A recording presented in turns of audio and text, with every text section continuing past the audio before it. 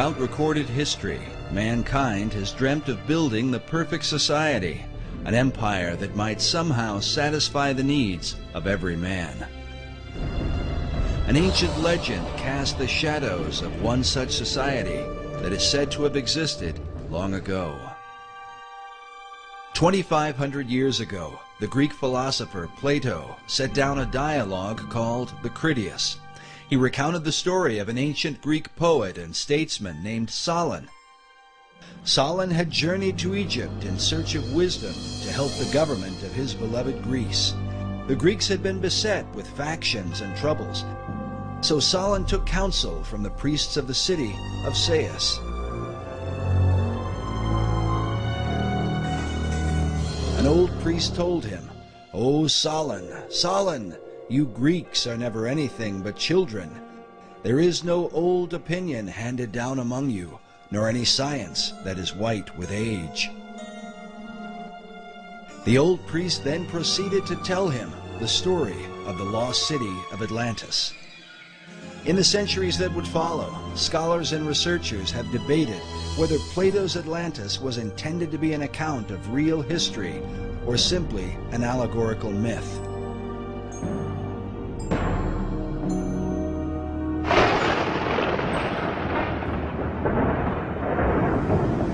Some even suggest that Atlantis was really the antediluvian world, the wicked society destroyed by the wrath of God in the great flood of Noah. In the 20th century, Plato's account was further supported by Masonic philosopher Manly P. Hall. Hall claimed that Atlantis had once been a vast and mighty empire that extended to the whole world, a philosophic commonwealth of nations that one day was destined to be rebuilt. But who would rebuild it? And exactly who was Manly P. Hall? Manly P. Hall was probably the most highly esteemed occultist and Freemason of the 20th century. He understood the secrets of the ages long before he ever joined the Mason. Was really the foremost authority on the occultist side of Freemasonry, the deep, dark side of Freemasonry, the one that most Masons never ascend to. I can't really think of anybody close to him. Manly P. Hall was one of the leading people within this whole other world that we talk about. Hall authored over 200 books and is said to have given some 8,000 lectures on ancient philosophy. He is perhaps most remembered for his contribution to the mysterious Brotherhood of Masonry. Upon his death in 1990, the Scottish Rite Journal, a Masonic publication, noted that he was often called, quote, Masonry's greatest philosopher. Among his teachings was that contained in Masonry and all the secret orders was the ancient wisdom of lost Atlantis. Hall wrote that for more than 3,000 years, secret societies had been laboring to create a background of knowledge necessary to the establishment of an enlightened democracy among the nations of the world. According to Hall, these societies could be traced back to ancient Egypt and had for centuries known of a secret place hidden from the eyes of common men, a place that would one day be revealed. In the 17th century, as settlers were colonizing the New World, Sir Francis Bacon, the leader of secret societies in England, set down his classic work, The New Atlantis. While archaeologists and treasure hunters have searched the globe looking for the lost continent, 400 years ago, Bacon, like many of his contemporaries, believed that Atlantis was America itself. Well, Bacon, to me, was really fundamental in the American colonizational scheme and its connection to the new Atlantis concept. He was trying to lay a foundation for what could be accomplished in the New World. While the Atlantis of Plato was a mighty empire known for the philosophy of its kings, Bacon would write of a nation governed by scientific achievement, filled with marvels and wonders never before seen. Bacon was talking about this new nation, talking about submarines, talking about unimaginable weapons of war, talking about flying machines and tall buildings. How did he come into possession of this knowledge? Did Francis Bacon outline the course of the New World before its time? And if so, by what power was he inspired to do so? While there are no states or cities that bear his name, his mysterious influence has compelled some to call him the real and true founder of America. His founding of America was really through other people who were following his work, following the program he'd laid out. Bacon was the head of Freemasonry and Rosicrucianism. He had a huge influence through being the chief of the Rosicrucian fraternity at the time. He had a huge influence on the birth of modern Freemasonry. And many of those Rosicrucians actually went into Freemasonry at that time to lift it up to its new level. And Freemasonry has a major influence on the founding of America. While many of the early settlers came to work the land for the cause of religious freedom, there were with them secret societies who came to the New World with another agenda. Secret societies came to America shortly after the Pilgrims arrived, and they were sent by a man named Sir Francis Bacon. You get this very strange mixture of people, many of whom understood even then the advantage, spiritually and otherwise, to having secret orders. Unless you understand the influence of the occult societies on the development of America, on the establishment of America, upon the course of America, why you get completely lost studying our history. And they were the ones through which this work was being put into operation in England, in Europe, and eventually in America and the world. So that America then could be used to lead the world into the philosophic empire. You understand that America was founded by Christians as a Christian nation. However, there were always those people on the other side who wanted to use America, use our military power and our financial power to establish enlightened democracies throughout the world and restore lost Atlantis. Yeah, maybe Bacon had it right. Maybe Atlantis is not something yet to occur, but maybe it's occurring right now in America. In his lifetime, Sir Francis Bacon referred to himself as the herald of a new age. He promoted a new universal order for the whole world. Can this be what early American founders referred to with the words Novus Ordo Seclorum, the new order of the ages? And does this vision affect America today?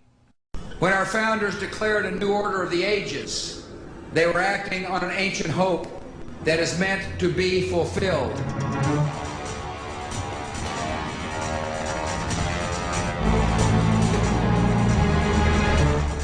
As America marches forward, spreading democracy throughout the globe, is she merely promoting freedom or fulfilling an ancient plan? Is she following a course planned for centuries by men who believe she is chosen for a secret destiny?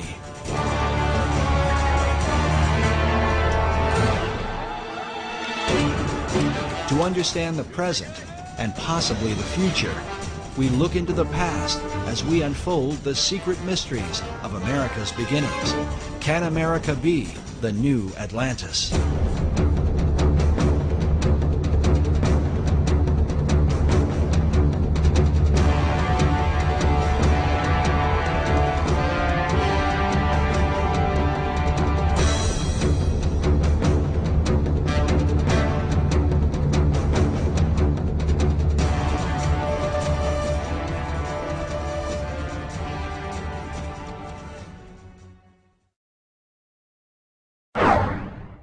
The movie National Treasure revealed to many the role of Freemasons in the founding of America.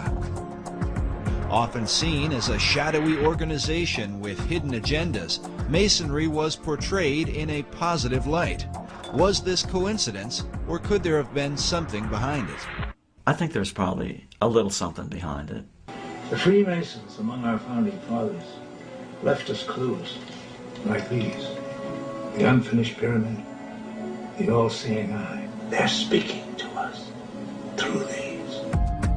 Well, the movie National Treasure is probably the first film in many years that has given a positive spin to to the Masonic Lodge.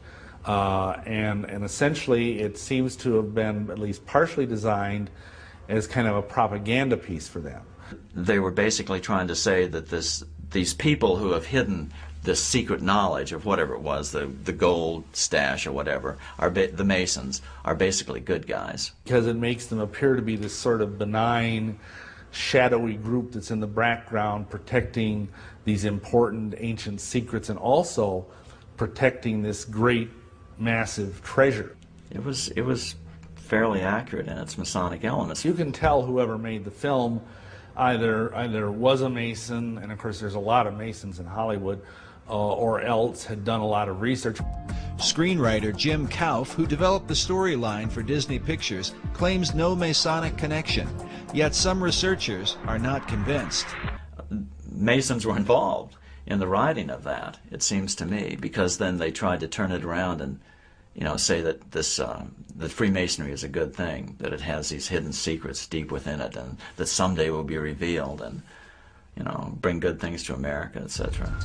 Yet did the filmmakers accurately portray the real secrets of Masonry? The thing I think that's unfortunate about the movie is, other than it kind of glamorizes the Masons, is that it makes it sound like the treasure of Masonry is monetary, that it's this enormous cachet of wealth and gold and jewels and urns and statues and whatever. And really that's not what the treasure of Masonry is. The treasure of Masonry is esoteric wisdom. It is what Masons believe. It is the secret of eternal life and immortality. And that's an entirely different thing.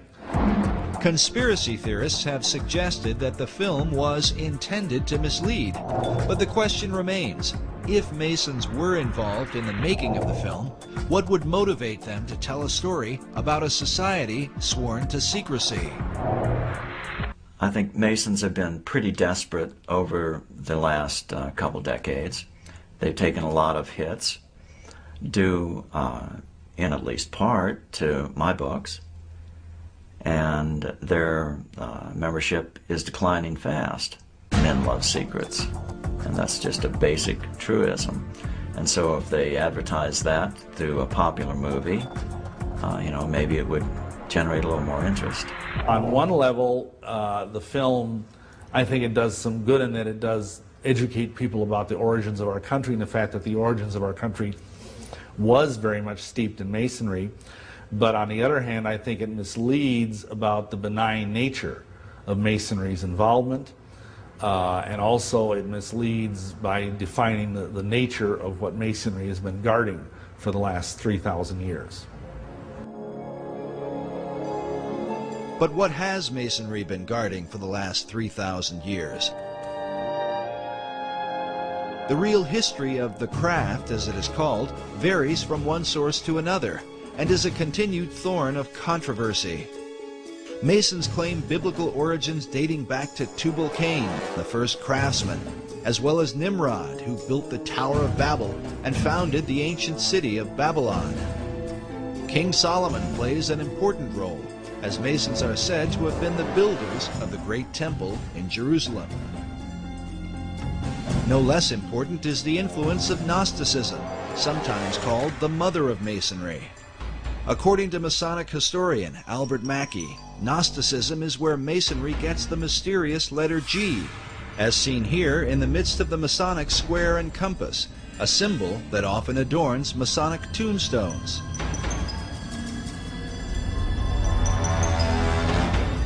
Known for rejecting the biblical Gospels, the Gnostics claimed to be the real Christians, an issue the apostles spoke vehemently against in the New Testament. The Gnostic Gospels have been promoted by writers like Elaine Pagels and celebrities such as Jane Fonda. It was the Gnostic teachings that formed the heart of Dan Brown's blockbuster book, The Da Vinci Code. The Gnostics were known to express a humanistic view of Christ, a view they are said to have exploited for the purpose of justifying their debauchery of women. Hence the tales of Jesus and his alleged relationship with Mary Magdalene, a view often attributed to the Gnostics and repeated in Brown's controversial book.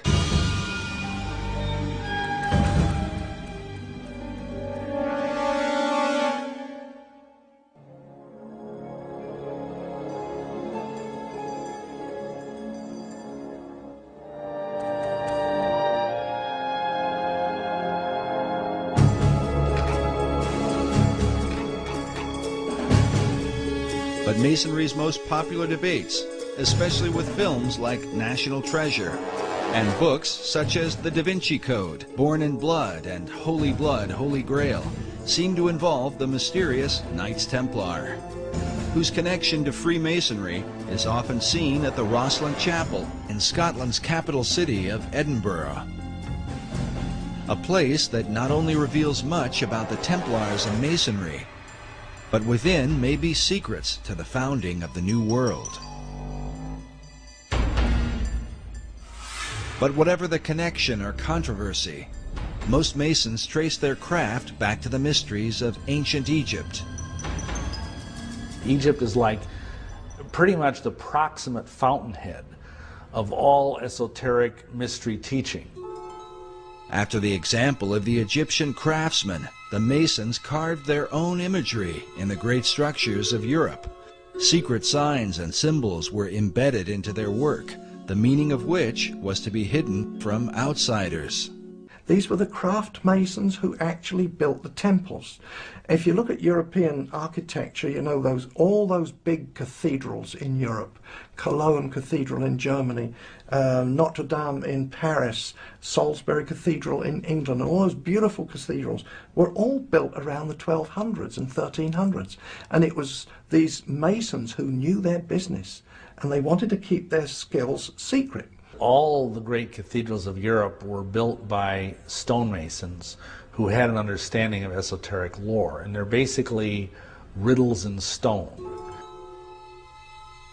When Masons came to America, they practiced their trade in the same way they had in Europe, embedding secret codes within the design and foundation of the American colonies.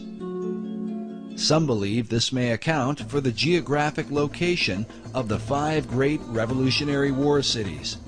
In particular, Boston, New York, Baltimore, Philadelphia, and Washington, D.C. have all been built in perfect alignment along the eastern seaboard.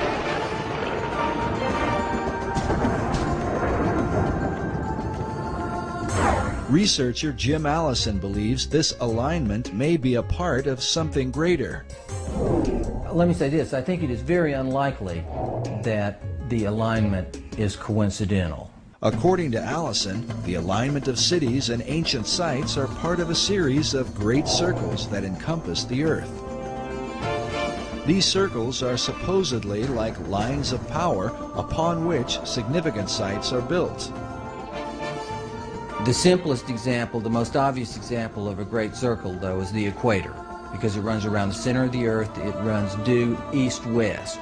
Meridians of longitude, which run due north-south through the north and south poles, if you extend it all the way around, those are also great circles because they run through the center of the earth. Allison claims that mystical sites like the pyramids, Easter Island, the Mayan and Aztec cities are all built upon these great circles.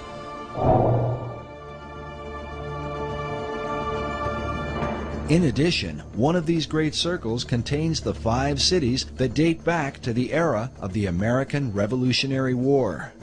Washington, D.C., Philadelphia, Baltimore, New York City, and Boston are in fact aligned. They're fairly close together. The distance from Washington, D.C. to Boston is 400 miles. And as a result of that, you can see the alignment just on a flat map, because the curvature of the earth is not so much over that distance to distort it. But on a three-dimensional map, it's even clearer. But is this just a curious coincidence, or could there be some hidden meaning behind it? In the 1920s, an Englishman named Alfred Watkins noted a series of straight tracks or lines upon the Earth's surface that seemed to connect the ancient monuments and holy sites around the world.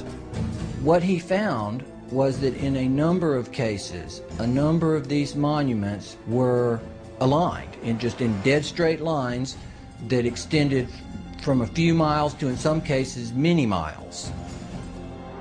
He coined the term ley lines to describe and to explain these alignments. Watkins believed that there are some type of grid lines that run through the Earth, of lines of energy or magnetism or electromagnetism or some other kind of attraction over the Earth. And that's what he described as ley lines. Watkins believed that the builders of these sites were aware of these lines that ran through the Earth, and that they intentionally built these monuments on these lines. While Watkins' findings were not openly received by all, his views have been most often embraced by members of the esoteric community. In the occult, there's this concept of ley lines, L-E-Y, which are lines of force that some people say are like the acupuncture points of the Earth. And you always want to build things on a ley line. All of the great cathedrals of Europe are built upon these ley lines, which are like currents of power. These currents of power are thought to have magical significance. Some believe they act as portals for spirits to travel to and from the ancient monuments that fall within these alignments. But the question remains, were such power lines important to the builders of early American cities? Were they aligned with a secret purpose in mind? It's very important where the pyramid of Khufu is built, the Great Pyramid. And it's very important where Stonehenge is built. There are several great circles that ancient monuments are aligned with. And in some cases, ancient and modern development is aligned with. Extending the alignment from Boston to the northeast towards Europe, the alignment crosses over the Atlantic and crosses into England and crosses over Stonehenge, which of course is one of the more significant monuments certainly in England and arguably anywhere. Can it be coincidental that the early colonists built these 5 cities in perfect alignment with each other and in perfect alignment with Stonehenge?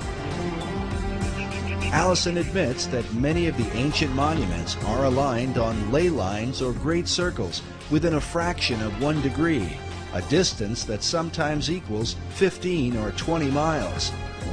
But in the link between the Old World and the New, there is a 0 deviation between the 5 American cities and England's mysterious Stonehenge. According to Allison, they are perfectly aligned.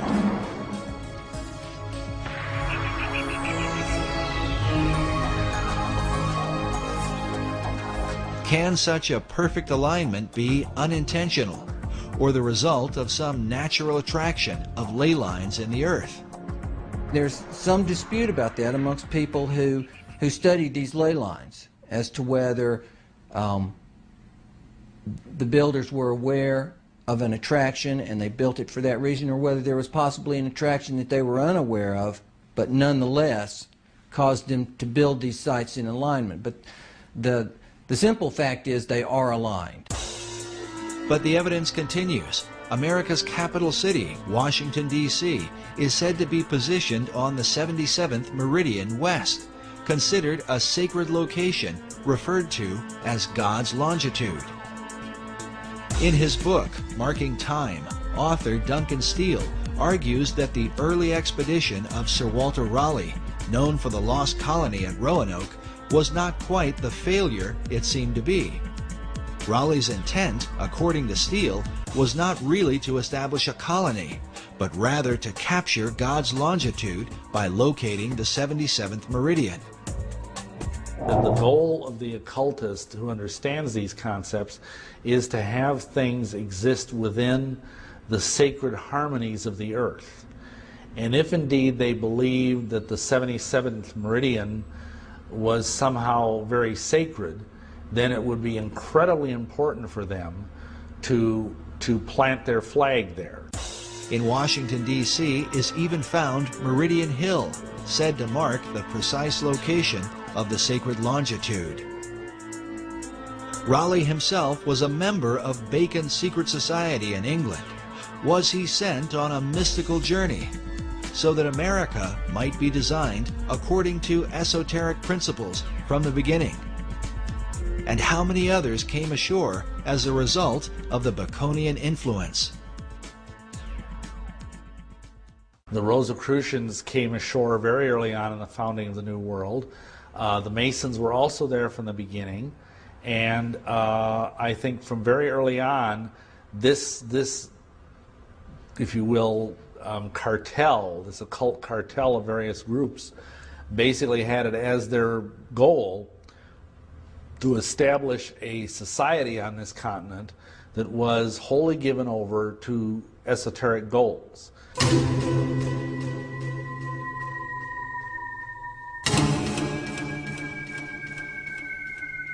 The Rosicrucian Order, with its modern headquarters in San Jose, California, has for centuries been linked to Freemasonry. Well, you have to understand that Freemasonry is simply the modern-day manifestation of the ancient mystery religions. The ideas of Masonry have been around literally for thousands of years. And, of course, Rosicrucianism was simply a forerunner of modern-day Masonry. The order takes its name from its primary symbol, the rose and cross. Like Masonry, the Rosicrucians traced their religion to the mysteries of ancient Egypt. Their power base in San Jose centers around an Egyptian museum. There are chapters of the Rosicrucians studying every place across America, and one only has to go up on the internet, and they actually have websites where they recruit people into the Rosicrucian order. People have no idea that these people are even here.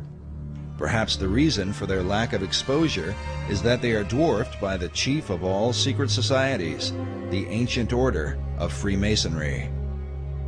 Nevertheless, the Rosicrucians are said to be the first of the secret orders to have opened a door in the New World. The very first that we know of occult beachhead in America was Rosicrucian. I was out on a speaking tour recently, and I had the opportunity to visit the Ephrata Cloister, it's called, in Ephrata, Pennsylvania. And it's where the original Rosicrucian community built its headquarters, right on the east coast of the United States. And that was in the 1600s. And right about the same time that Christianity was establishing its beachhead in America, so was the Rosicrucian order. In the 16th century, Sir Francis Bacon had become the chief of the Rosicrucians in England. Researchers believe that Bacon sent members of this society to America to launch his esoteric empire, the New Atlantis.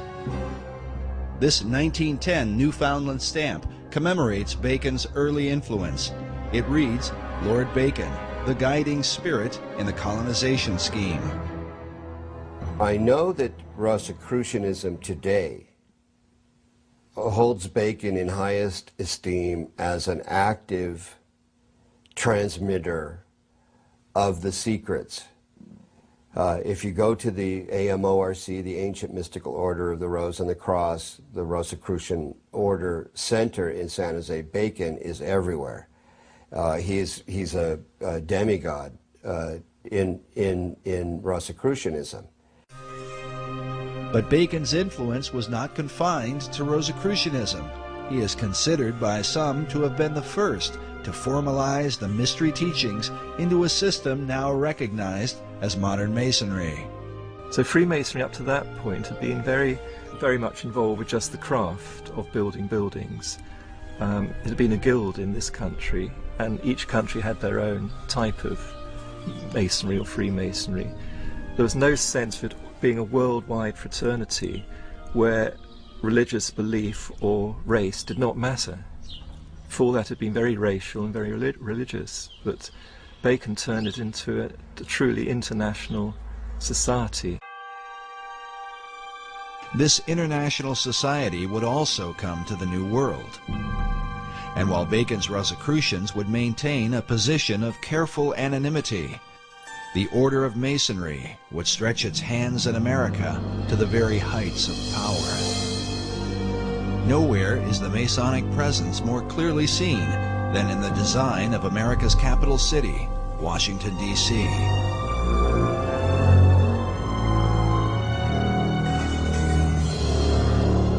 Yes, Washington, D.C. is completely based on Masonic architecture. The whole architecture is laid out in an occult manner with Masonic symbology. Every major building in Washington, D.C. has a Masonic plaque on it. I mean, the Masons have permeated, and the other secret societies have permeated our society since the very beginning. In his book, The Secret Architecture of Our Nation's Capital, author David Oveson confirms the esoteric influence of Masonry in the design and building of Washington, D.C. Oveson reveals the occult ceremonies surrounding the laying of the city's cornerstone, a ritual that involved the father of the nation, George Washington. 200 years later, in a ceremony commemorating this event, Senator Strom Thurmond, himself a 33rd degree Mason, is pictured alongside the cornerstone upon which is carved a Masonic square and compass. If you either look at the map of Washington, D.C. or try and drive in Washington, D.C., you think it must have been designed by a nutcase. But actually it was designed by a Freemason, a French Freemason named L'Enfant. I think Pierre Charles L'Enfant was his name. And it's full of esoteric symbolism. Oveson writes that, like the pyramids of Egypt, the entire city was built in alignment with the stars, and suggests that the hidden purpose for the Masonic rituals is that America might be empowered by the gods of the ancient world. Can this be the reason for the pagan god and goddess images that have come to represent America? Tradition often claims that America was founded as a Christian nation only. But if this is the case, why are its symbols those of the pagan religions rather than images of Christ, the apostles, and stories from the Bible? Well, I think that this is where the great confusion comes in. America was founded as a Christian nation, but it was also founded as an occult nation. And there have always been two parallel forces here in America. One the Christian, one the occult, dating back into the 1600s. And until you understand that, you can't understand anything going on in the world today. The conflict between Christianity and the occult has compelled some to reject entirely the influence of God in early America. In February of 2005, CBSNews.com posted an article titled Our Godless Constitution. In it, author Brooke Allen wrote that our nation was not founded on Christian principles, but on Enlightenment ones. God only entered the picture as a very minor player, and Jesus Christ was conspicuously absent.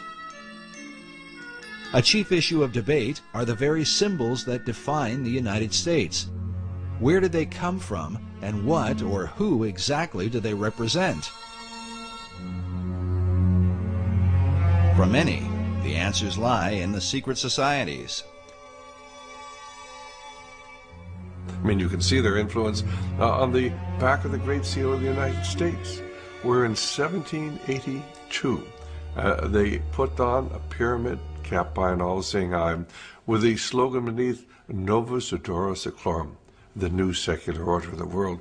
That was in 1782. It was put on the back of the Great Seal of the United States, hidden there until about 1935, when it was taken off the back of the Great Seal of the United States and put on the back of the American dollar bill, where it is today, symbolizing the influence of the secret societies on America. And you know, there are some of our Christian ministries that want to tell you that a cult symbol is a Christian symbol. It just goes to show how effectively the Christians have been misled, and they've been misled intentionally by people who've infiltrated the Christian movement and have told them, oh, this is a Christian symbol. Well, where in Christian symbology do you come up with a pyramid? Where in Christian symbology do you come up with a glorified eye light? This is all the symbology that everybody who's involved with the occult understands. The glorified or all-seeing eye is known as the Eye of Horus, one of the most important gods of the Egyptian mysteries. Other pagan icons include the Washington Monument, an obelisk normally dedicated to the Egyptian sun god. Meanwhile, the idea for the Statue of Liberty was taken from the Colossus of Rhodes, one of the 7 wonders of the ancient world, and combined with the imagery of the goddess of ancient Babylon, Queen Semiramis. But what do these esoteric elements tell us about the founding fathers of America? Who were they, and what was the light by which they saw the world and themselves in it? The majority of the people who were in the founding fathers were either deists, or else they were free thinkers, or they were Rosicrucians, or they were Masons, or they were all of the above. But the issue is not black and white. Researchers are careful to point out the God-fearing nature of early Americans. If we take the founding of America as the time when the Puritans came over, if that's the time that was taken, and the landing of the Pilgrims, you remember, and that date there, if that was taken as the founding of America, there was no question. These are solid Christians, out, and they were looking for freedom. They did not want to be persecuted by either the church in England, which was the Anglican church, so the Puritans would have been persecuted as dissenters.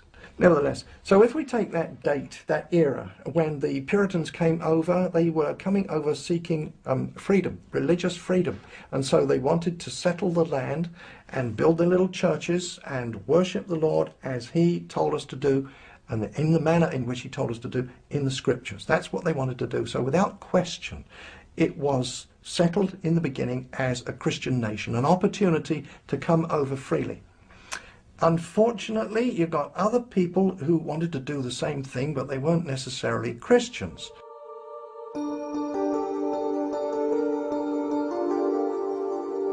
By far, the chief source of contention is the involvement of the Founding Fathers with secret societies, namely Freemasonry.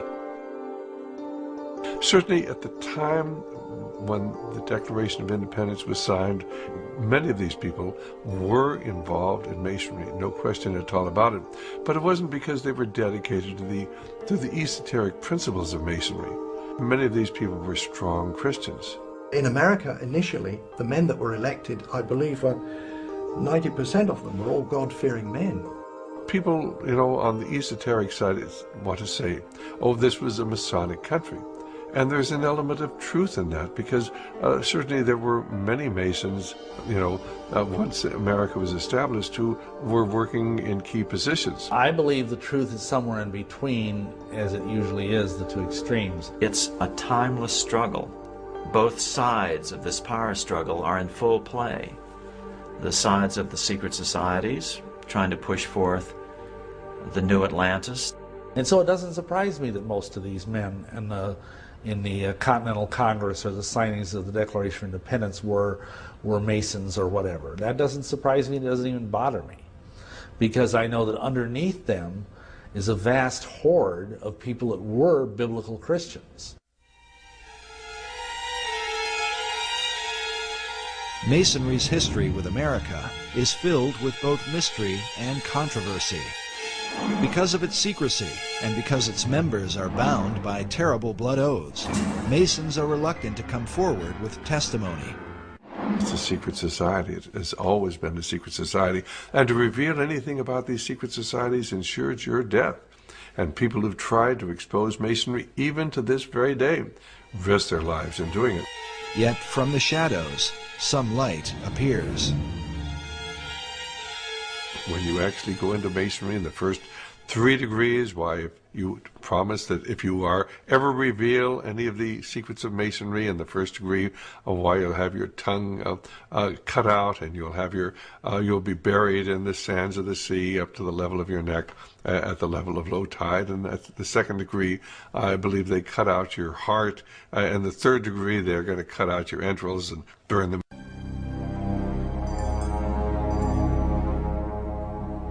In the 19th century, a man named Captain William Morgan was murdered by a group of Masons who were bound by such blood oaths. Well, Captain William Morgan was a guy up in Batavia, New York in 1826.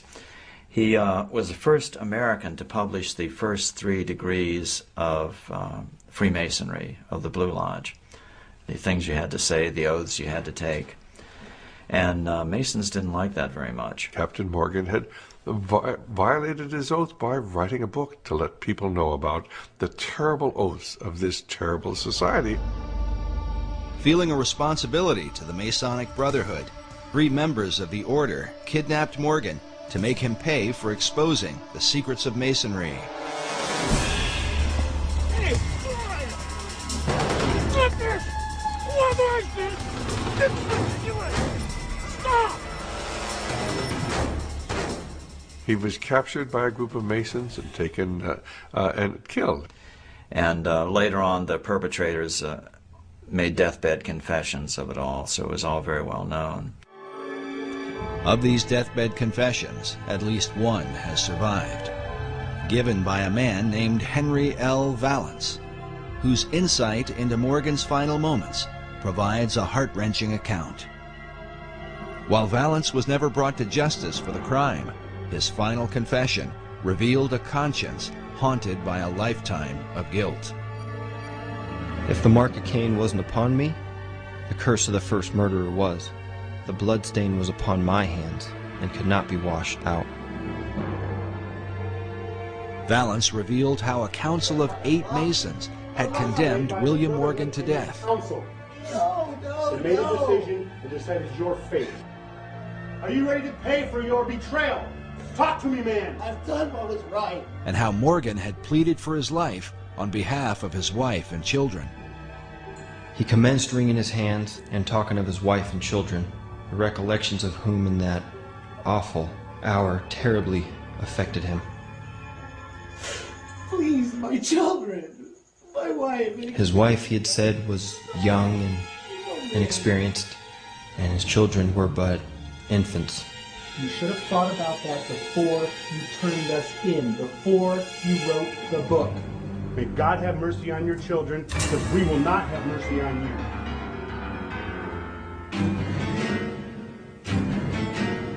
Despite Morgan's plea for mercy, Valance and his fellow Masons were determined to carry out their grim task. They gave Morgan time alone to prepare himself to die. How Morgan passed that time, said Valance, he could not tell, for everything was quiet as a tomb within.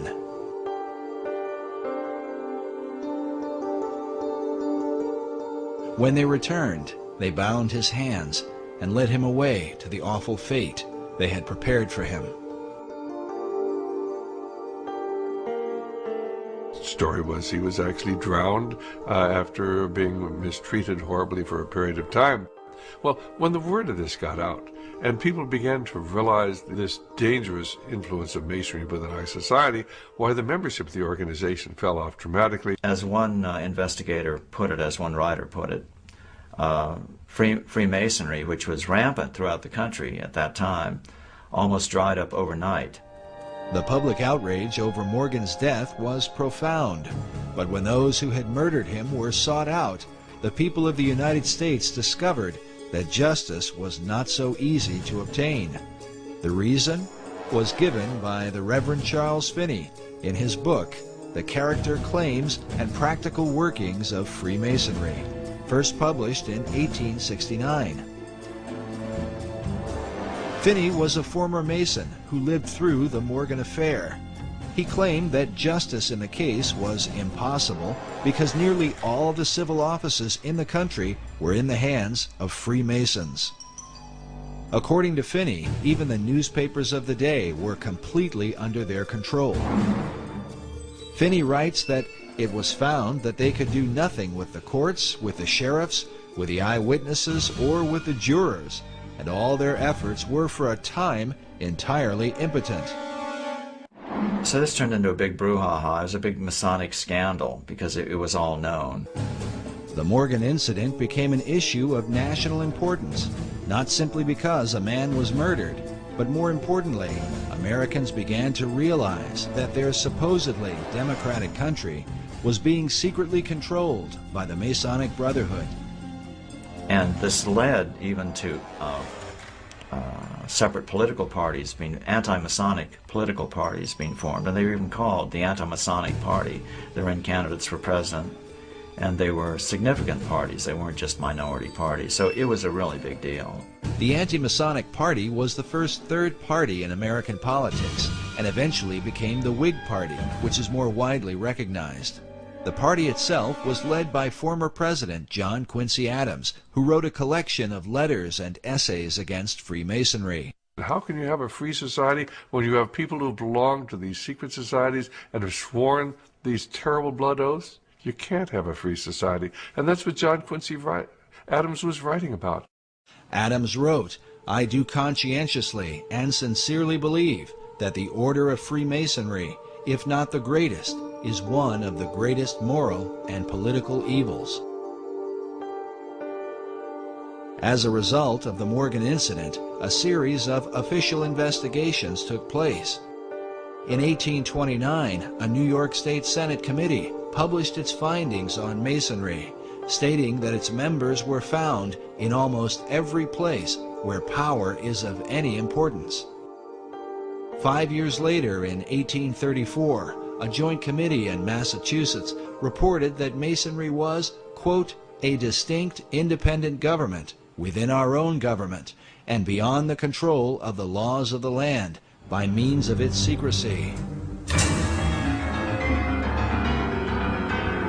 Well, the influence of Masonry has always been here since those days, and of course within 15 or 20 years by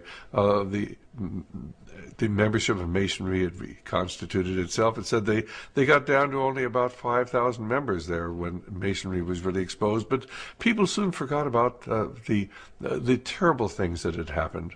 And the fact that if you were a Mason, they really would kill you. Most people look upon Masonry as simply a fraternity, and these oaths have no meaning. But tragically, they do. A monument was erected in Batavia, New York, and remains to this day, in remembrance of what happened to William Morgan. The inscription on its base reads, "To the memory of William Morgan, a native of Virginia, a captain in the War of 1812, a respectable citizen of Batavia, and a martyr to the freedom of writing, printing, and speaking the truth. He was abducted from near this spot in the year 1826 by Freemasons and murdered for revealing the secrets of their order." The monument goes on to tell the reader where they can find the historical records that document the Morgan account.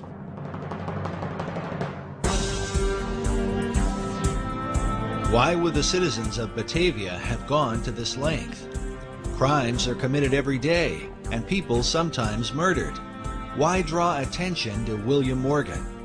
Did they desire to warn future generations? Was it because the people of that time recognized, as Charles Finney asserts in his book, that America was being controlled by Masons from behind the scenes? But for what cause? For greed, power? Or is the answer most likely found in the great Atlantean plan? In order to bring forth the destiny of America and lead mankind into the vision of Plato and Sir Francis Bacon, the secret societies would have to control the new world, and in time subdue the old.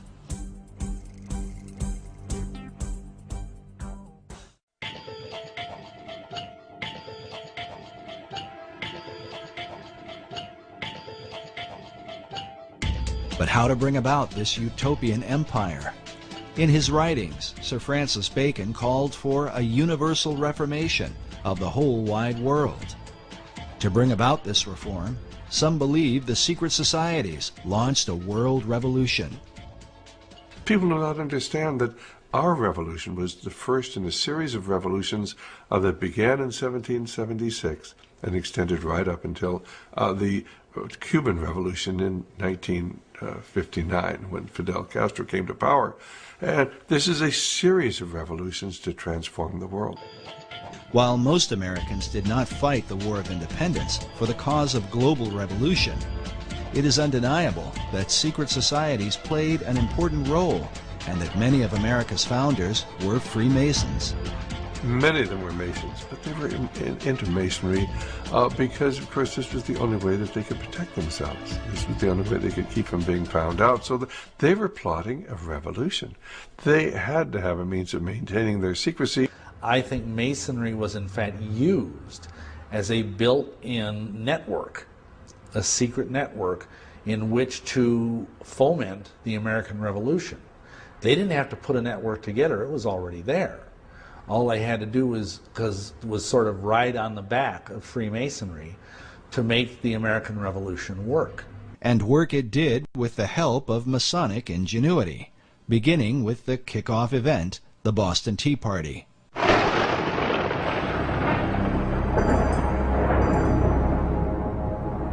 And what was the Boston Tea Party? Who was behind that? Who were the raiders of the English tea ship? Admittedly, at this point, it was the Masonic Lodge in Boston. They were all Masons. It was the Masons wanting to implement this revolution. The leader of the men who dressed up like Indians and threw the tea into Boston Harbor was the legendary Paul Revere, whose famous ride would alert Americans that the British were coming. Pictured here with a teapot commemorating his rebellion, Paul Revere was a prominent member of the Masonic Order. George Washington, known as the father of our country, along with many of his generals, were also Masons. Yet Washington's involvement with Masonry is hotly debated.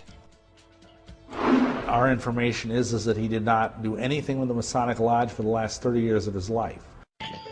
The debate centers around a letter written by George Washington to the Reverend G.W. Schneider on September 25, 1798, just 15 months before Washington's death. In the letter, Washington says specifically, "I must correct an error you have run into of my presiding over the English lodges in this country. The fact is, I preside over none, nor have I been in one more than once or twice within the last 30 years. And in Washington's case, I defend him by saying the Masons are very secretive. When they approach a man to be a member of their organization, they will not and cannot tell him what it's all about. But what they can do is to say, well, you see, there were all these famous people. They were Freemasons, and they can name off the kings. And today, of course, they can name off Washington. And so the candidate will then argue to himself, well, who am I? I'm just a little guy, you know, or I might be a senator, but nevertheless, who am I compared with these? If it was good enough for them, surely it's good enough for me. If it's secret, it's going to be a good thing. So they get in, and they're not told the whole story.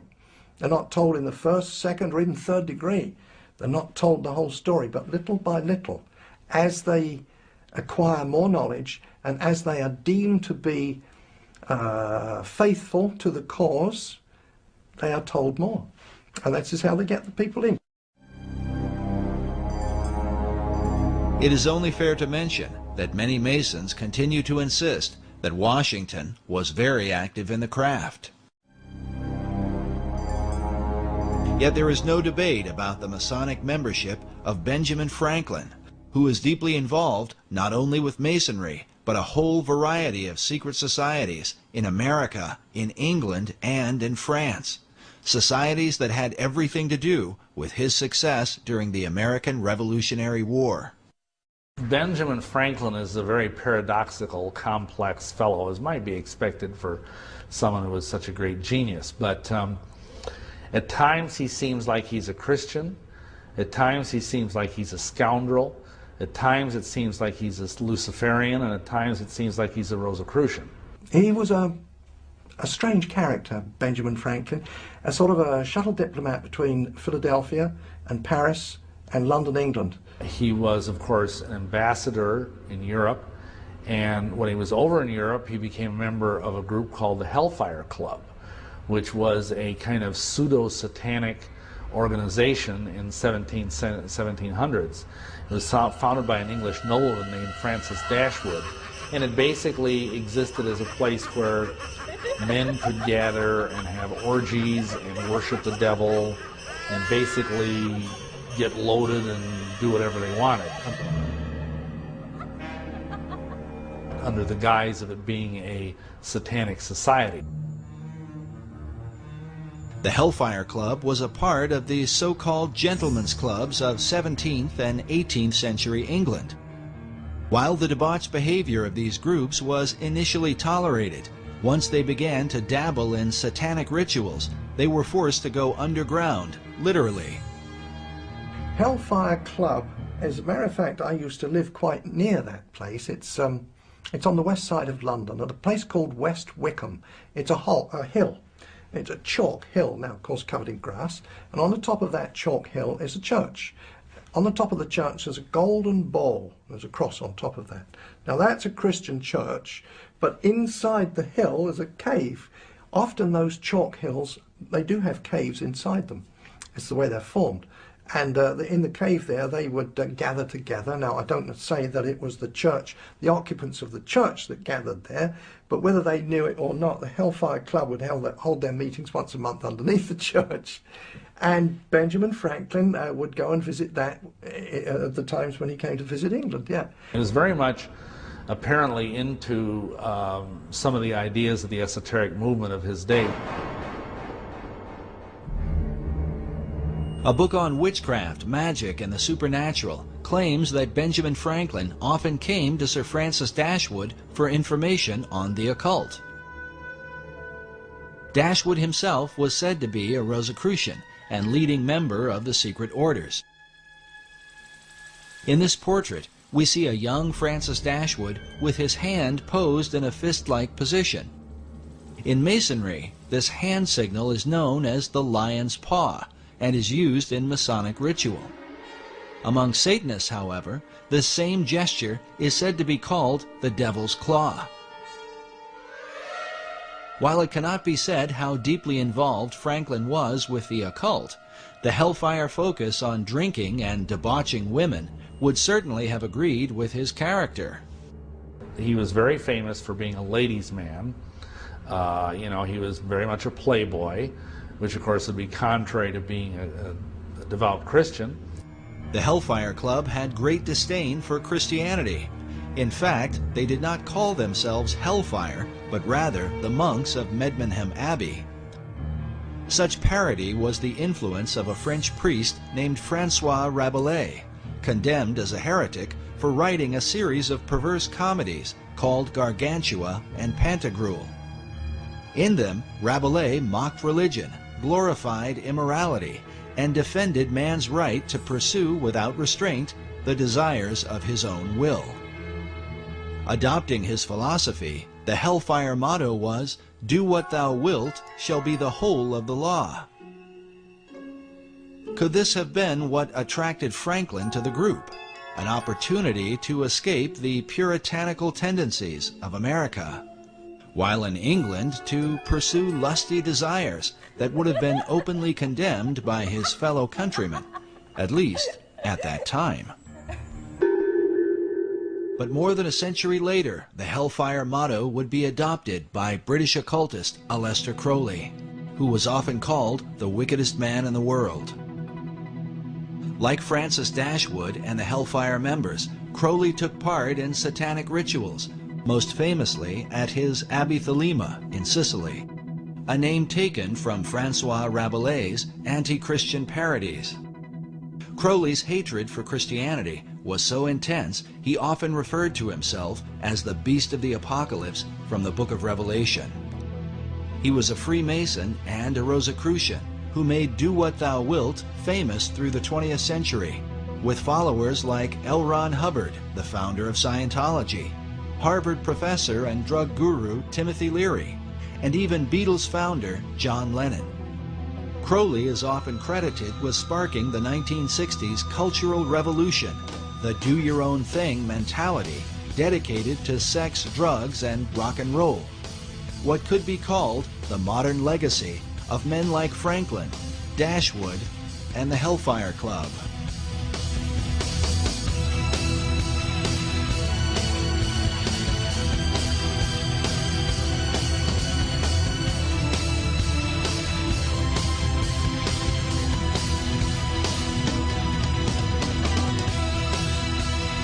But wait a minute. Obviously, it cannot be said that Franklin's involvement with the Hellfire Club is to be fully equated with the often crazed activities of a man like Crowley or even Timothy Leary. Still, one must wonder what Franklin was doing with a group of immoral aristocrats who dabbled in devil worship, even if they were just kidding around, as some have suggested. Is it likely that this legendary founder of America, the man who discovered electricity, invented the bifocals, and co-authored the Declaration of Independence, simply spent his time in England getting drunk and seducing women? Franklin was known to be a crafty fellow. Could his dealings with Dashwood and the Hellfire Club have somehow been a part of a greater agenda? After all, Sir Francis Dashwood was no ordinary drunken rake. He also happened to be a member of the British Parliament and was a close friend and advisor to King George III, the man the American colonists would rebel against. The Hellfire Club itself were made up of English nobility, some of whom held high offices in the King's government. Was it mere coincidence that these men, close friends of Franklin, just happened to be in power when the British were defeated? In his book, The Occult Conspiracy, author Michael Howard chronicles how Benjamin Franklin came to England in 1758 to discuss the future of the American colonies with Sir Francis Dashwood. Meanwhile, British historian Richard Deacon, in his History of the British Secret Service, claims that Dashwood's Hellfire Club functioned as a center of English espionage. Because of Franklin's many clandestine activities, some involving a British double agent named Edward Bancroft, Deacon and fellow historian Professor Cecil B. Curry speculate that Ben Franklin may have been a covert spy for the British government, known either as Number 72 or with the code name Moses.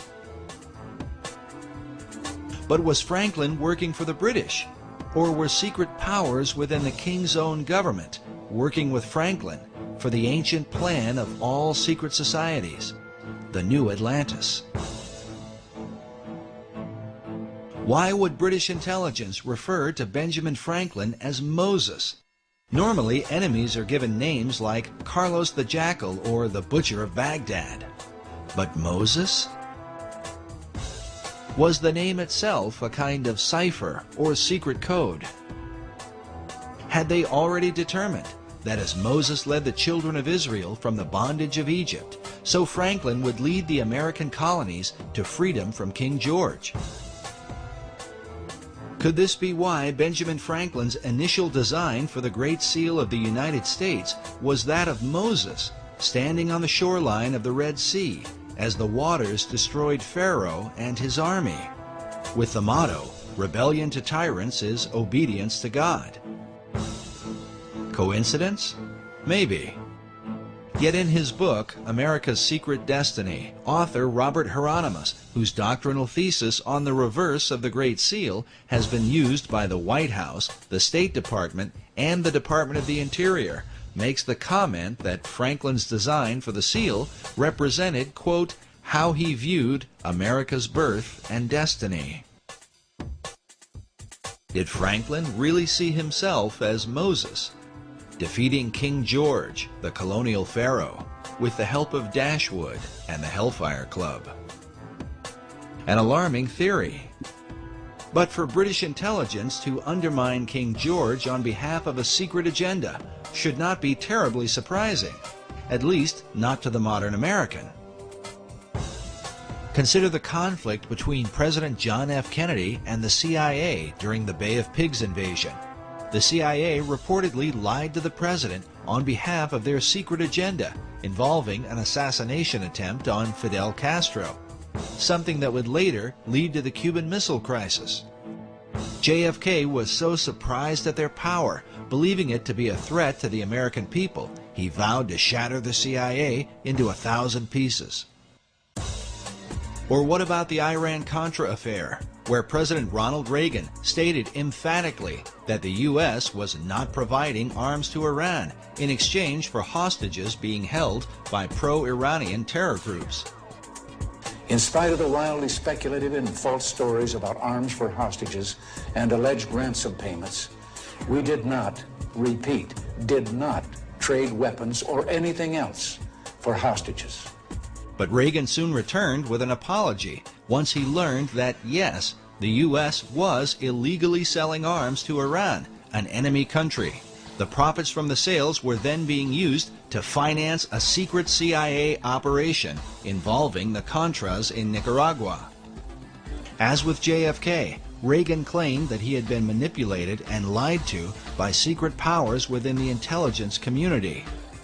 It's going on that had been kept from me in various covert Mr. operations. President, did they deceive you? You didn't answer whether Poindexter and North deceived you.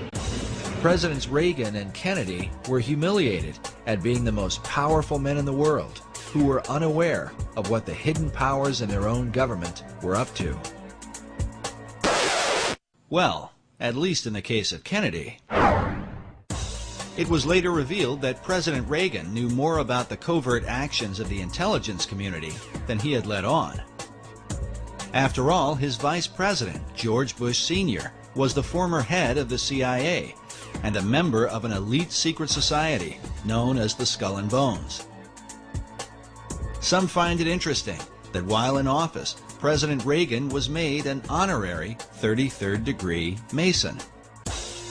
Since then, America's presidents have all been members of secret orders, including Skull and Bonesman George W. Bush, whose war on terror is said by some to have sparked the beginnings of World War III. Bush claimed it was the CIA who provided the information about weapons of mass destruction that ultimately led to the war in Iraq. As of the making of this documentary, that information has turned out to be false. An intelligence error? Maybe. Or perhaps the same powers that were working in the days of Benjamin Franklin have never really ceased to function. Is it just a coincidence that the war on terror has provided the opportunity to spread democracy to all the world? And this is what people don't understand, as our president talks about how we want to bring democracy to all these countries of the world. Well, why doesn't he want to bring a republic to these countries? We were a republic. We were never a democracy. It is only the people from the mystery religions and the secret societies who are pushing this idea of world democracy, or this combination of enlightened nations, enlightened democracies to rule the world. As incredible as it may seem, there are really people who believe that. They're working full-time to accomplish that goal. And until you understand that they are the primary force behind the wars of this last century and World War III, which we are entering into today, unless they understand that the whole idea is to create this reestablishment of what they believe is lost Atlantis, this wonderful utopian society that they believe existed eons ago. Anybody who studied the history of America knows we were not established as a democracy. Our founding fathers didn't believe in democracy. They wanted a republic, a government of law, not the democracy, which is what the secret societies have been working for well over 3,000 years. Could this be the secret behind what's happening in the world today? And was this the underlying motive in the war for American independence? To wrestle the new world from the power of the old, that it might in time be used to bring forth the great Atlantean plan envisioned by Sir Francis Bacon. Benjamin Franklin certainly knew the works of Francis Bacon and all the ethics and things that he was trying to establish. Bacon was a man that Benjamin Franklin had much in common with. Both men were the leading scientists of their time. Both men were involved in printing, and both men published works that helped to transform the people of their generation. Both men developed their own system of ciphers and secret codes, which they used for intelligence purposes during wartime. And both men were deeply involved in the Masonic and Rosicrucian movements of their day. Franklin was a member of Masonic and secret orders in America, in England, and in France, the three countries involved in the American Revolution. But some researchers argue that his influence in France truly demonstrates his loyalty to a plan that looked beyond America, to a global revolution. He was the master of the Lodge of the Nine Sisters, Neuchoir, the Lodge of the Nine Sisters right in Paris, and that's where the revolution started, incidentally. So he was lodge master there every time he visited the place. He, as so many young people, very intelligent people, really believed that man could create a better society without being totally reliant upon God. And of course, we know that eventually he went to France, and when he was in France as the American ambassador to France, he was instrumental in pushing these ideas that led to the French Revolution. Franklin went to France to convince King Louis XVI to finance the American Revolution. But in the process, Franklin was preaching radical ideas that would later on inspire the French to overthrow Louis, the very monarch who had helped to pay for the founding of America. Americans desperately needed money to fight the War of Independence because, according to Franklin, England had ruined their economy to keep America from becoming too prosperous.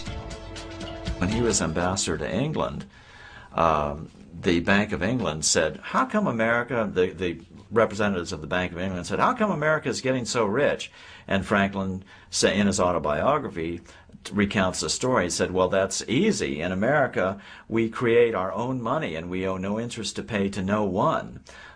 So the Bank of England said, oh, that's very interesting. So they immediately had passed through Parliament the Currency Act of 1764. And what did the Currency Act do? It outlawed the creation of America's own money and put America on the gold standard, made Americans pay their taxes in gold or silver coin, which of course was very scarce in the American colonies in those days. So what was the result? It immediately plunged America into a deep depression.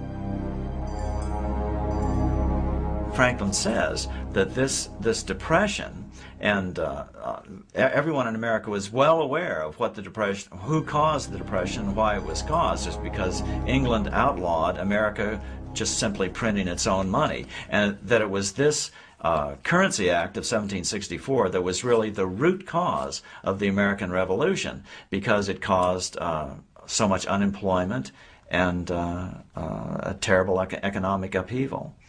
And Franklin's quote is, we could have endured a little tax on tea and other matters, but it was England's taking away our ability to create our own currency that was really the root cause of the revolution. And so King Louis supported the American cause through financial aid and the use of troops. But some years later, many of the French soldiers who fought for America would return to France to fight the French Revolution. Among their leaders would be an American hero, the Marquis de Lafayette, who served alongside George Washington. Lafayette was also a Freemason and close acquaintance of Benjamin Franklin, the man who seemed to be the friend of nearly all the revolutionaries of the day. It was Benjamin Franklin who initiated Voltaire himself in 1778. He could then brag and say, oh, Voltaire was a Mason. Oh, people would say, if it's good enough for him, it must be good enough for me. I don't know what it's all about, but it sounds like a good thing. While the writings of Voltaire inspired the French revolutionaries, Americans were compelled by another of Franklin's close friends, Thomas Paine. Thomas Paine was a member of the Lunar Society. Benjamin Franklin would go and meet with them, yeah. Anyway, he recognized in Thomas Paine that the fellow was, he was pretty good at writing. And so he brought him back with him to Philadelphia. And he wrote the pamphlets that started the revolution in America. It was a little booklet called Common Sense. Thomas Paine wrote that, and it was kind of inciting people to war against King George III. With the help of Paine and his fellow Masons, Franklin worked to create the revolutionary mentality among the colonies. Yes, Franklin developed the concept of the virtuous revolution. The thought of revolting against a monarch amongst European people was absolutely anathema. It went totally against the European mindset of the divine right of kings, where government is of God, kings are appointed by God, and so the virtuous revolution was something really different. But not all Masons went along with Franklin's ideas. like the man known as the Great American Trader, Benedict Arnold, also a Mason who chose to side with the British during the war. Nevertheless, for good or for ill, Masonry was clearly at the helm of the War of Independence. It seems ironic, however, that American Masonry today owes its allegiance to the very country it rebelled against. Modern Masons trace their official beginning to the United Grand Lodge of England, founded in 1717. The official start of modern Masonry is in 1717 in the Apple Tree Tavern in London, where the first Grand Lodge of England was convened.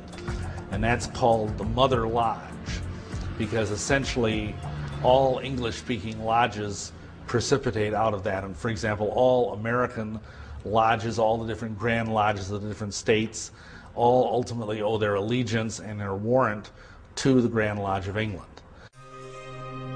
Yet prior to the formation of the Grand Lodge, the seeds of modern Masonry had already been sown through the work of Francis Bacon. Francis Bacon established the Masonic organization, that whole body that was established by Francis Bacon. The ethical programs that were inherent within that, he was responsible for all those. His philosophy, his ethics, his literature that he was responsible for would certainly be known to Benjamin Franklin. Was Franklin following Bacon's plan? Was it mere coincidence that he was a chief catalyst in the launching of the American Revolution?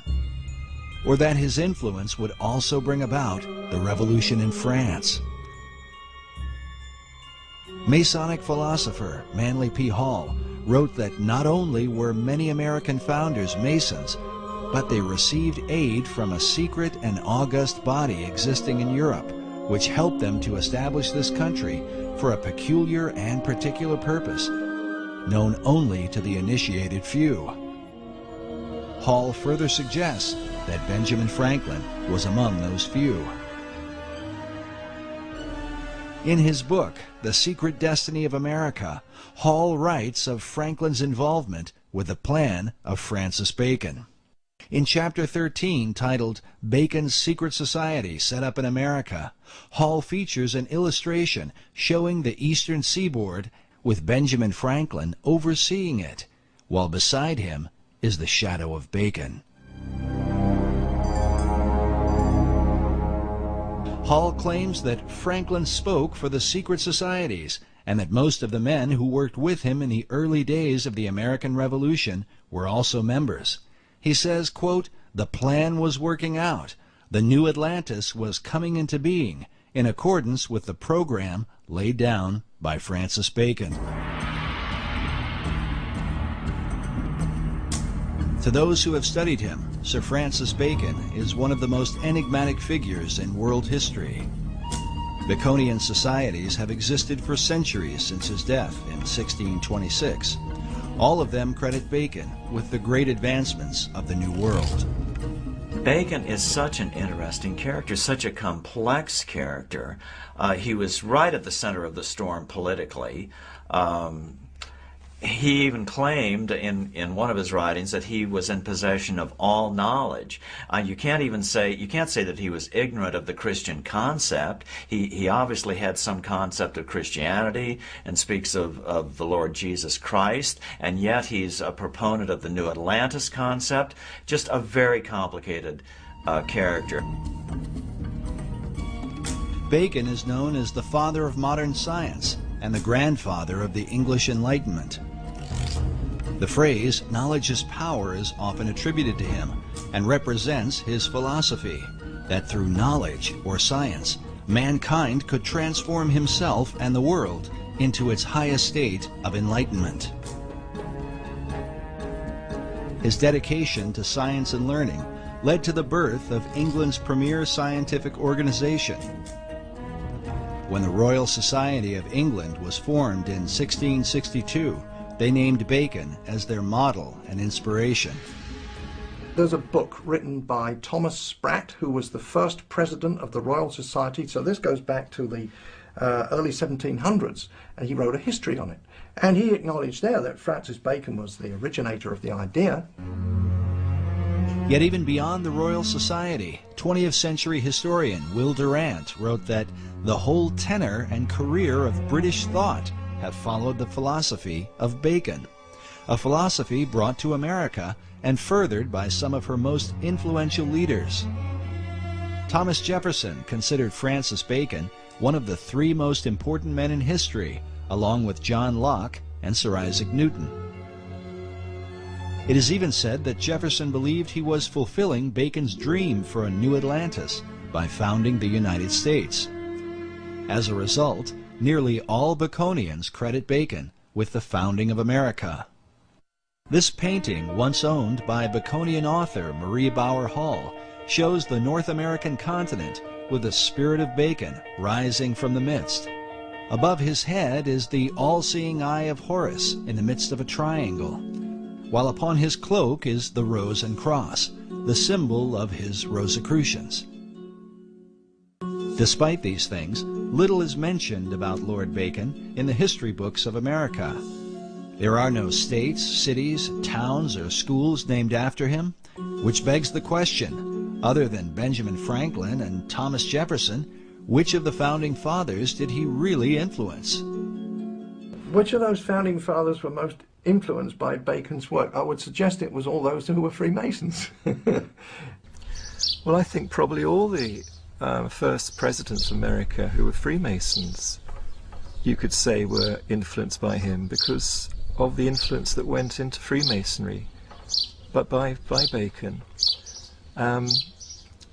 But I expect some were more influenced than others, or more inspired than others, and some may not even have known that Bacon was behind it all, in the sense of an inspirer. But maybe they all did. I mean, they were pretty intelligent men.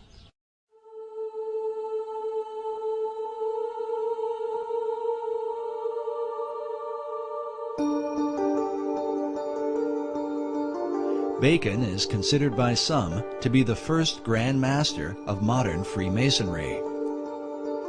While the craft would not be officially established until after his death, it was Bacon who mapped out the plan for the ultimate aim of Masonry and all secret societies, the establishment of a new Atlantis.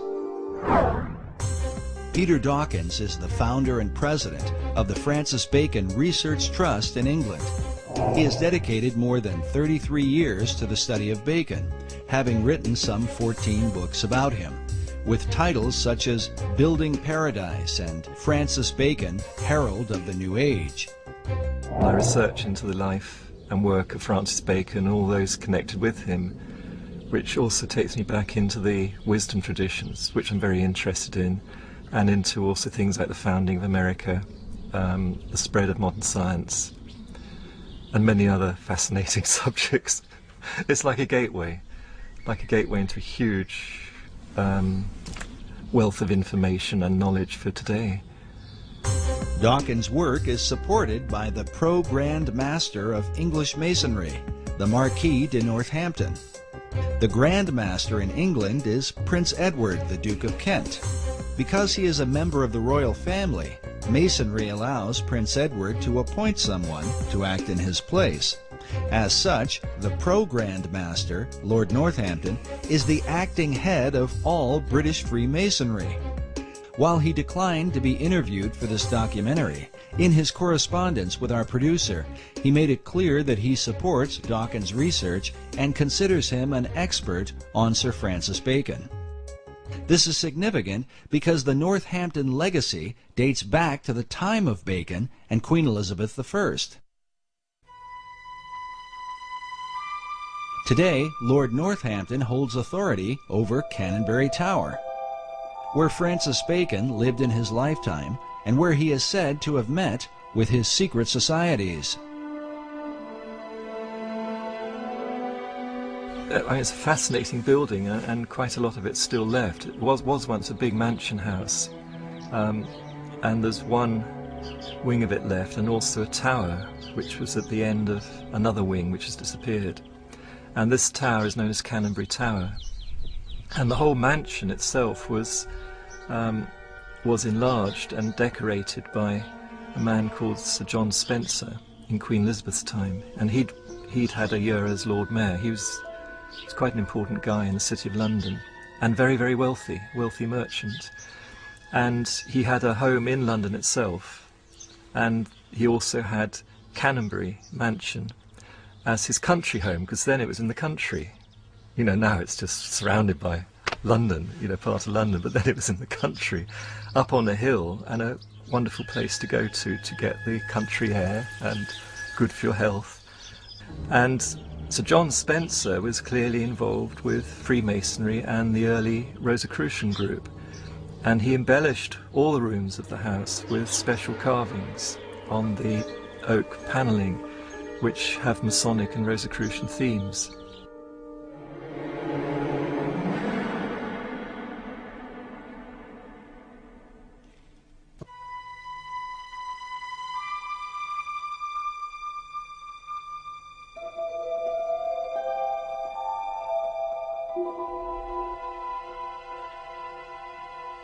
And particularly the fireplaces are done very, very carefully and specially. But the Compton and Spencer rooms still have the original carved panelling in, and the carved fireplaces, full of Masonic and Rosicrucian themes. That was done by Sir John Spencer, and the carvings are dated around about 1598 to 1601, that period. Well, eventually the house was taken over by Francis Bacon when he was made Lord Keeper of the Great Seal and then Lord Chancellor, and he rented the house for the rest of his life.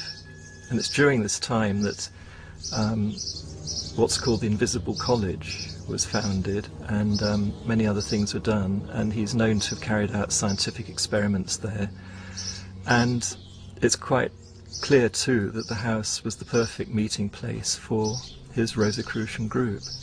You know, it was a headquarters outside London. It was private in those days. It could be well protected out of prying eyes.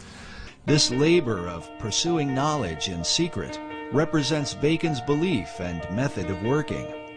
In his New Atlantis, he wrote of a society that observed all things, but was known by no one.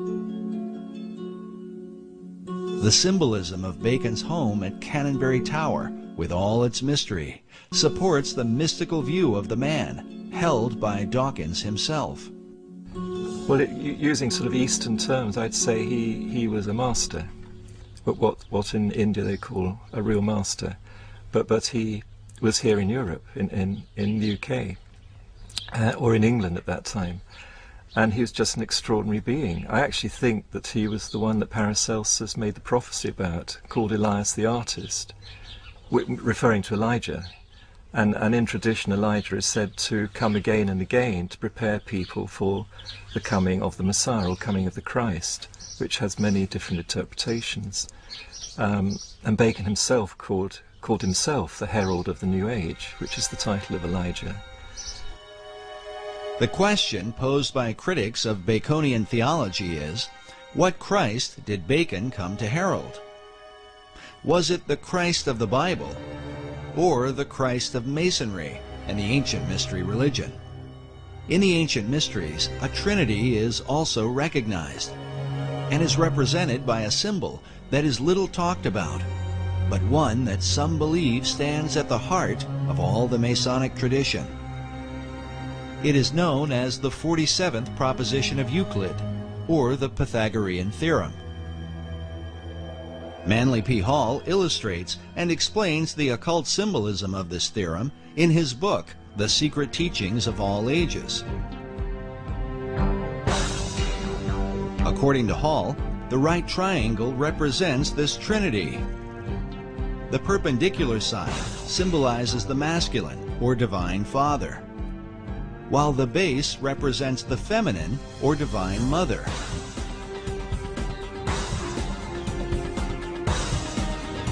Finally, the hypotenuse is looked upon as the offspring of them both, the divine child, who is sometimes called the Masonic Christ.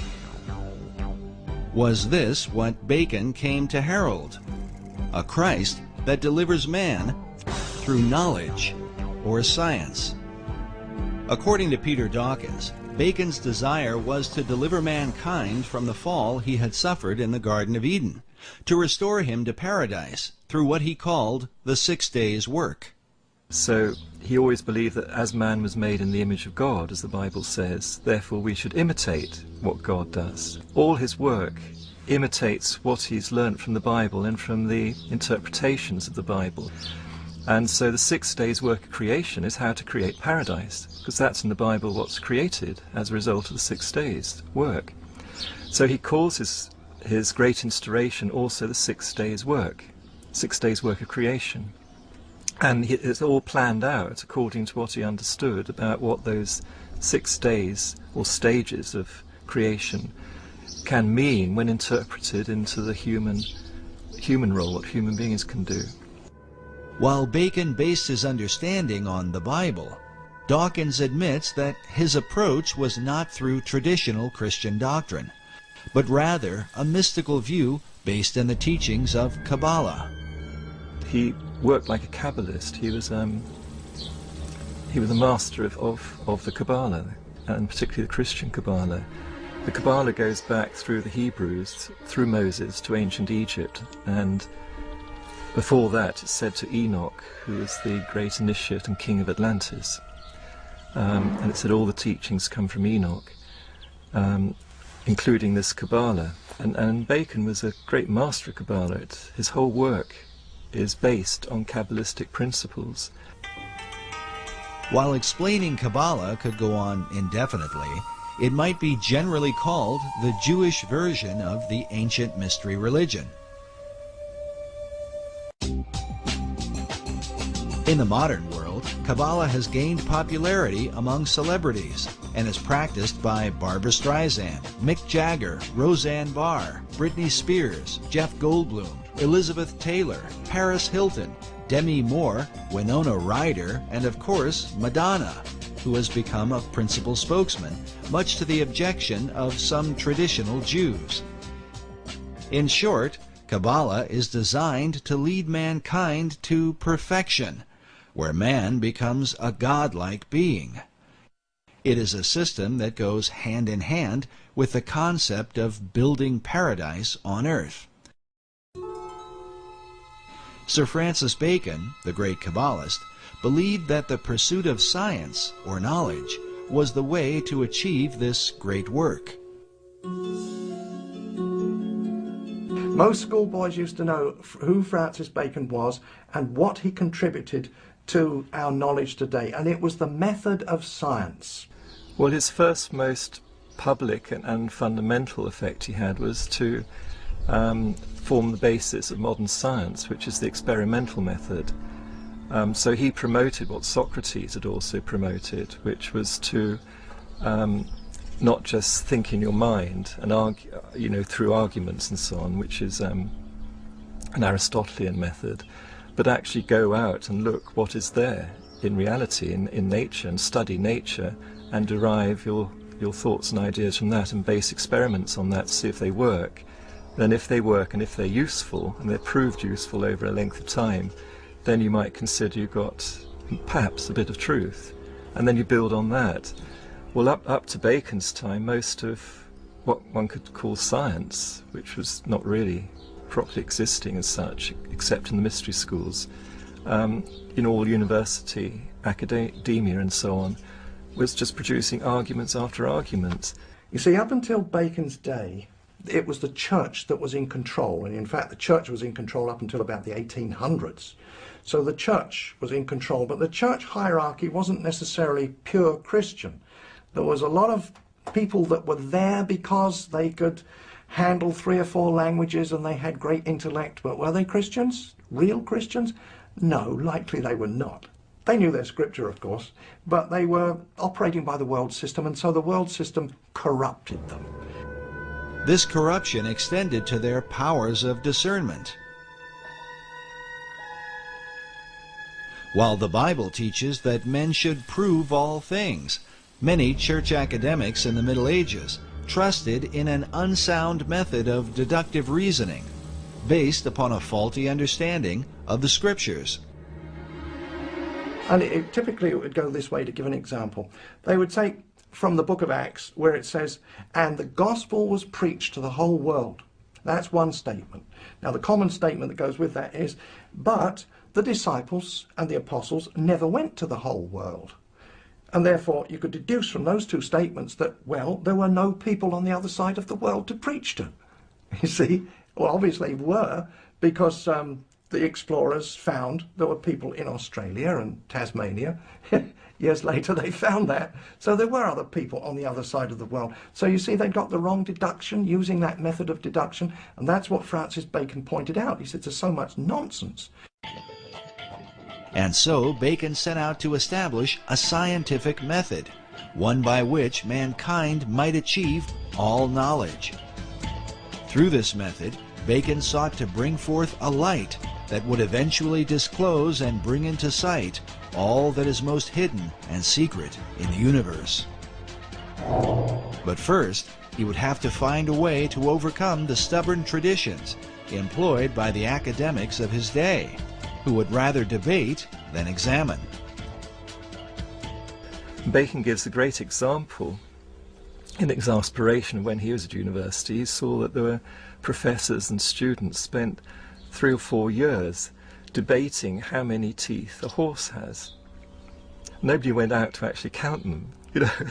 They just wasted all that time debating how many teeth a horse has. So he saw that as fruitless, wasn't producing anything good or useful, and humanity just was not evolving, and there's so many people in poverty and sickness. So he wanted to relieve that poverty and sickness, and get us towards a future paradise, a world paradise, not just for the England, but for the world. So he really started the whole principles of modern science, which is this experimental method. And then he had a formula to start with the basics, the physical world, which is physics, physical laws, and then work upwards towards metaphysics and so on. He couldn't talk too openly when it got to metaphysics, because it landed him in trouble with the religions of the time, who were at war with each other. So he had to do that in a more careful way, more veiled way. But write about it he did.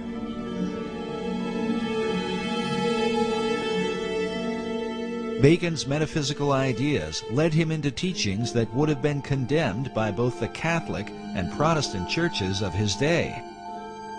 He is said to have made contact with the spirit realm, and that upon hearing a heavenly voice, he was given his life's work. To protect himself, he kept his practices veiled within secret societies, in particular the ancient Brotherhood of the Rose and Cross. The Rosicrucians had long believed that powers and principalities from the spirit realm possessed secret knowledge that might be used for the benefit of mankind. These and other teachings were to be kept hidden from those considered profane, and especially from the Church. The Rosicrucians had to be a secret society. Their object was to discover God's truths after him. But some of their methodology was bordering on witchcraft. For instance, the transmutation of base metals into gold. They claimed they could do it. I don't think so. They claim that they could communicate with angels and demons. Well, in the first place, the scripture tells you not to do it.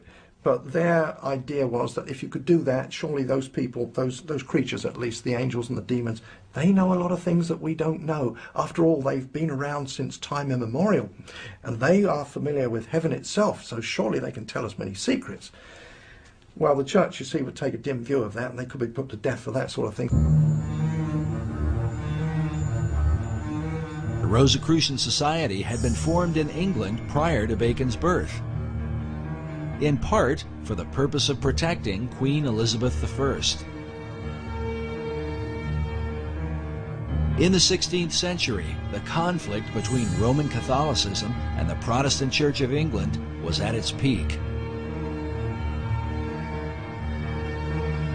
Mary Tudor, the daughter of King Henry VIII, took the throne and earned the title Bloody Mary.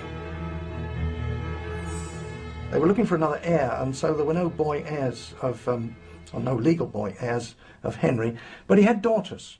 And so we have Mary. And Mary was now 37, she was one of his daughters, and so she was installed as queen, and that was just after he died, so that would be in 58. And she was a Catholic, a dyed-in-the-wool Catholic, and she had actually married Prince Philip II of Spain. Of course, he was a Catholic too. So the first thing that Mary did was to repeal those laws which permitted the Protestants to practice their religion. Repealed them and then forcefully put to death as many Christians that were of the Protestant faith as she could find. Within the confines of the data that we have, she put to death 300, so there was 300 martyrs there that we know about in the short 6-year reign that she had. No one was safe from Mary's wrath against the so-called Protestant heretics, not even her own sister. Elizabeth Tudor was also the daughter of King Henry VIII, with his second wife, Anne Boleyn, whom Henry had married after divorcing Catherine of Aragon, the mother of Queen Mary. When she was installed as queen, she put her sister Elizabeth I in jail because she was suspected of being a Protestant, so she went to the Tower of London. While imprisoned in the Tower, Elizabeth formed a friendship with a mysterious member of the court, a mathematician and mystic named Dr. John Dee. He was known in the early Elizabethan days as the real wise man, the magus, and he was into a lot of esoteric study. You know, he was certainly an initiate of the wisdom traditions. Dr. John Dee was one of the foremost geniuses of his day. John Dee was 34 years older than Francis Bacon, and John Dee was a mathematician, lived in London. He was a mathematician and astrologer to Queen Mary, Tudor. That's Bloody Mary. While Dee began in Mary's service, he soon fell out of favor because of his bizarre experiments, and some say his friendship with Elizabeth. In any case, Dee was imprisoned under suspicion of sorcery, an accusation that would follow him throughout his life, and one that seems not unfounded, considering his system of magic is still practiced by many occultists to this day.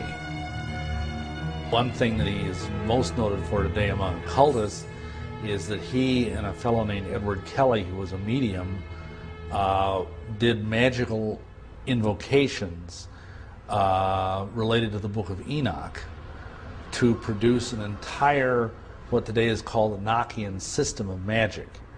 And it's this incredibly complex language and alphabet and cubes and magic squares, and it's extremely complex, and it's very, very powerful.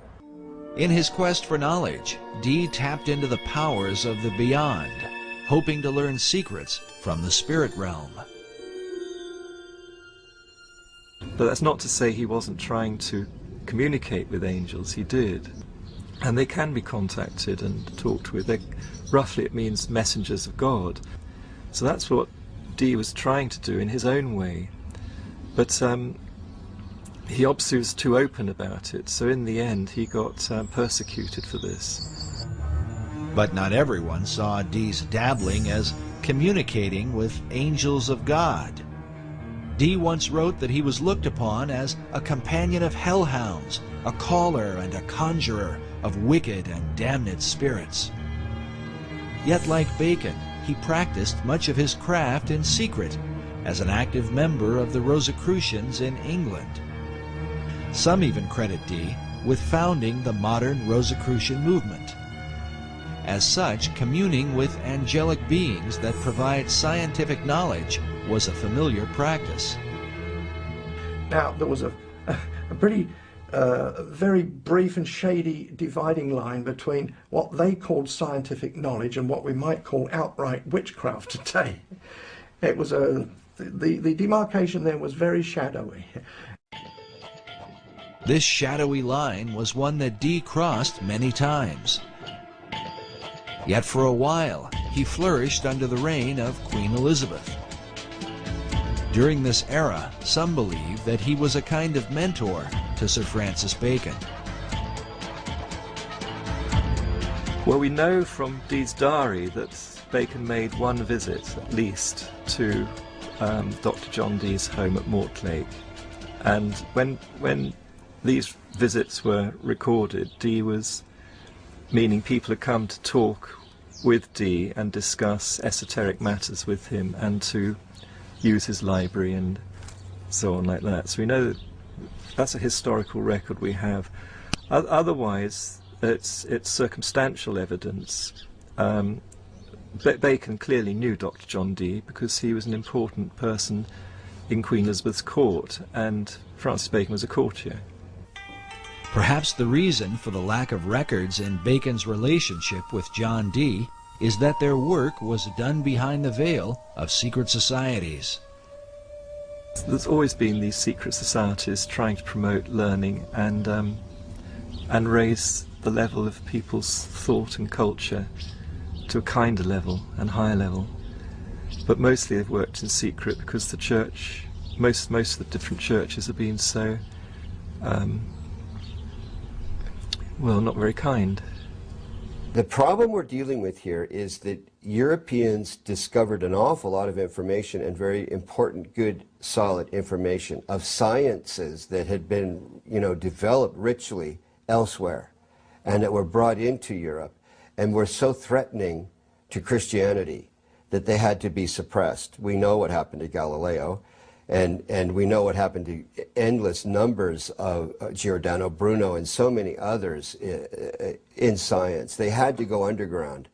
So the process of forcing knowledge and wisdom underground created a lot of coding and a lot of buzzwords and a lot of secret gestures and terms that still aren't understood to this day. So Dee is amongst that group. While men such as Galileo were persecuted for representing scientific knowledge, the secret societies of the Elizabethan era were in danger not for the knowledge they possessed, but how they obtained it, through occult practices of summoning spirits and conjuring demons. They were, nevertheless, determined to continue for the cause of science and learning. Dr. John Dee led the way in this arena. His method became known as angel magic because of his contact with spirits that Dee believed were sometimes good and sometimes evil. At one point, Dee's angels compelled him to visit the Holy Roman Emperor, Rudolph II, and tell him that he was wicked and that if he did not repent, God would throw him down. Incredibly, Dee obeyed the angels, visited the emperor, and established a friendship that would help to protect him from persecution later on. In his experiments, Dee worked with a medium named Edward Kelly. Kelly was the one who often made contact with the spirits Dee communed with. In a diary entry of June 8, 1584, Dee records a startling account. He claims that Kelly was greatly troubled when the angels tried to persuade him that Jesus was not God, and that no prayers ought to be made to him.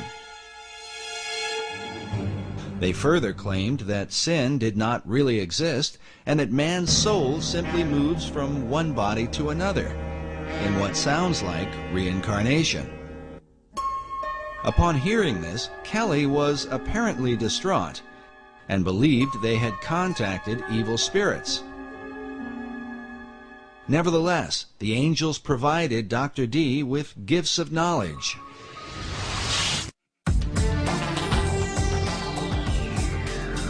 Dee was the first to apply Euclidean geometry to navigation.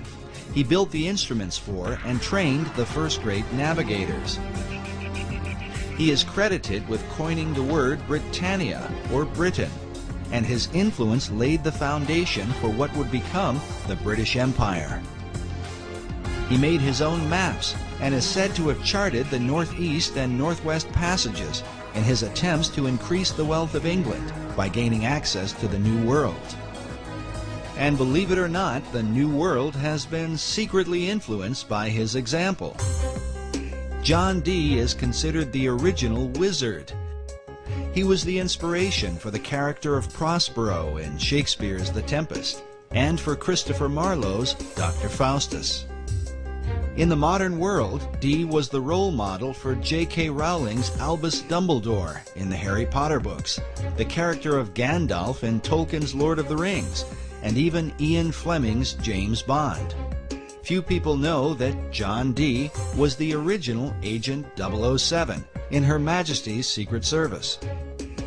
Ian Fleming got the idea for his designation 007 for James Bond from the fact that that was how John Dee would sign his correspondence when he was overseas working as a spy for Queen Elizabeth. He would always sign his name 007. And that's where the concept came in for James Bond. Because James Bond was originally intended to be kind of a modern-day Dr. John Dee, although it never really developed that way. While Dee's character continues to intrigue, some would argue that compelling the imaginations of literary minds was not his greatest influence. This image shows what appears to be a wizened old man passing a lamp in the dead of night to a younger man in Elizabethan clothing. Baconians believe this old world engraving represents Dr. John Dee passing the lamp of esoteric knowledge and wisdom to his successor, Francis Bacon. Both Bacon and Dee were men of science, dedicated to the advancement of learning. Both men were members of the Rosicrucian Society, of which Bacon would become the chief. Like Bacon, John Dee believed that America was indeed the lost continent of Atlantis. But where did he get this idea? Was it given to him by his angels?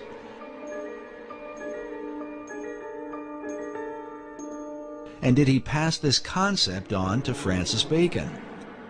We can only speculate. But when Queen Elizabeth took the throne, the dream of colonizing this new Atlantis would come closer to being a reality.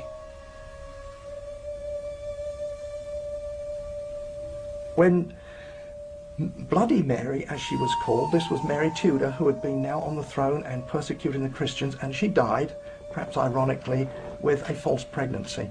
And so when she died in 1558, then after that, Elizabeth I came in as queen. And so there were questions of what day should be chosen for Elizabeth's coronation. The coronation of a new ruler was an important event, the timing of which, it was believed, could determine the success or failure of a monarch's reign.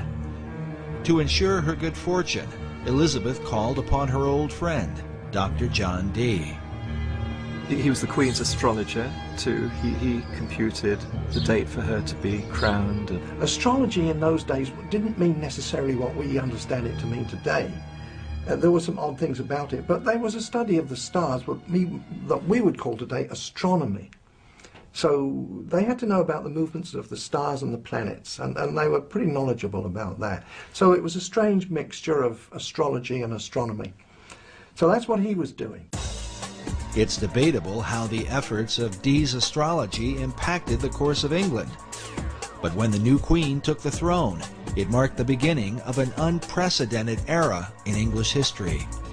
During this time, the language of the New World would be transformed, ancient knowledge would unfold, and the course of the philosophic empire would be established. The modern world would be changed forever, largely because of Queen Elizabeth I. And she was bright. This was Queen Elizabeth of England, one of the brightest queens that England has ever had. Whether she was a true Christian or not was perhaps doubtful, but at least she did support the Protestant cause and not the Catholic one.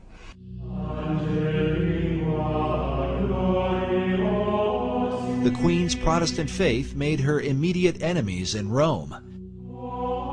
In April of 1570, Pope Pius V issued a papal bull excommunicating her from, quote, the unity of the body of Christ. Well, that meant that the Pope was saying to all the Catholic kings of Europe, go and invade England, kill the Queen, take over the country, make it Catholic, and I'll give you my blessing. So that was a huge threat to England and the Queen.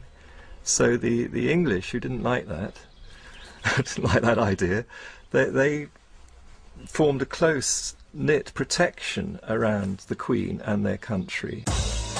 To answer the threat of spies and assassins from Rome, the English set up an intelligence network under the leadership of Sir Francis Walsingham, known as the Queen's Spy Master. Among his secret agents were Dr. John Dee and later on Sir Francis Bacon, along with their Rosicrucian Society, which is said to have been formed in England for the purpose of protecting Elizabeth. But some suspect the Order of the Rose and Cross had yet another agenda. I think they would have definitely been on the Protestant side of things. They would have had a vested interest in using all of their both political savvy and occult savvy to protect the Queen, but I also think they had an esoteric agenda as well. This society had a very esoteric base. Behind it had links with the wisdom societies, the wisdom traditions throughout Europe, and inherited a lot of that wisdom light being passed on. And so they had an inner program which was to try to raise consciousness of society. According to Bacon, Rosicrucianism seemed to represent the very heart and focus of the entire New Atlantis concept. Francis Bacon's last book that he was writing at the time when he allegedly died, that was 1626, but his last book was called The New Atlantis, and the subtitle was The Land of the Rosicrucians. Why the Land of the Rosicrucians, or Rosicrucians? Why did Bacon deem their influence to be so important? Rosicrucianism gets its name from the symbols, the main symbols used, and that's the rose and the cross. But these are very ancient symbols. They go back long way in time, and being used by different societies for thousands of years. In the hands of different societies, the symbol has been interpreted in a variety of ways. There is the decipherment of the rose that received much attention in Dan Brown's Da Vinci Code. The rose is a symbol of secrecy, and the term in Latin that characterized the relationship of the rose to secrecy was sub rosa, meaning under the rose. So secret orders world round, when they swear to secrecy, swear sub rosa. The secrecy of the rose represents the hidden knowledge of the ancient mystery religion, while the cross symbolizes Christianity. The combining of these two is what defines the belief of nearly all the secret orders. The symbology there is the infusion of all this Eastern Persian spirituality into Christianity. Was this fusion of beliefs a part of Bacon's plan? And what sort of impact could it have? The Reformers argued that the mixture of paganism and Christianity is what produced the Dark Ages. Would Bacon's program of the Rose and Cross be a blessing or a curse? And how would this whole thing be carried out?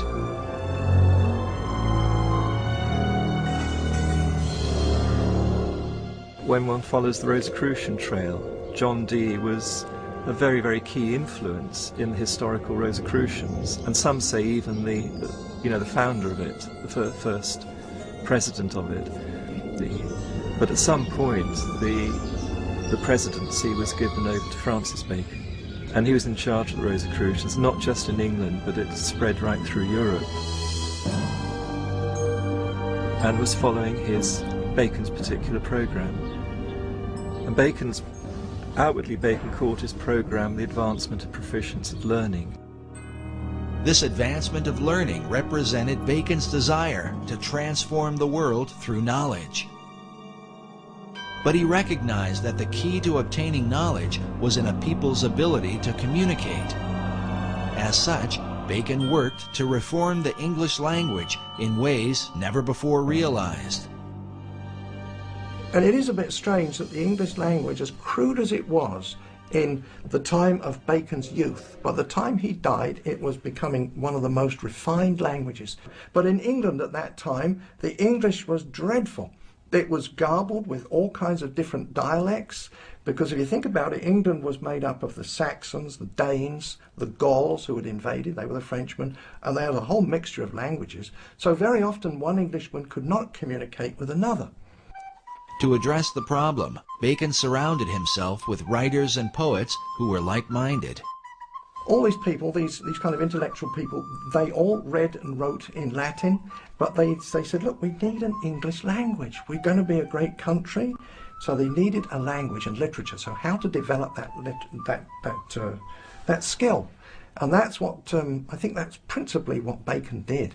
He gathered around him a literary society, you know, writers, poets, artists as well. And some of them were employed to as part of the Secret Service of Queen Elizabeth. And they had communications with people all over Europe, in all the different countries of Europe. And from their letters they derived the roots of new English words, which they invented and put out. These new words were put out through a variety of literary works, books and poems and plays of the theater.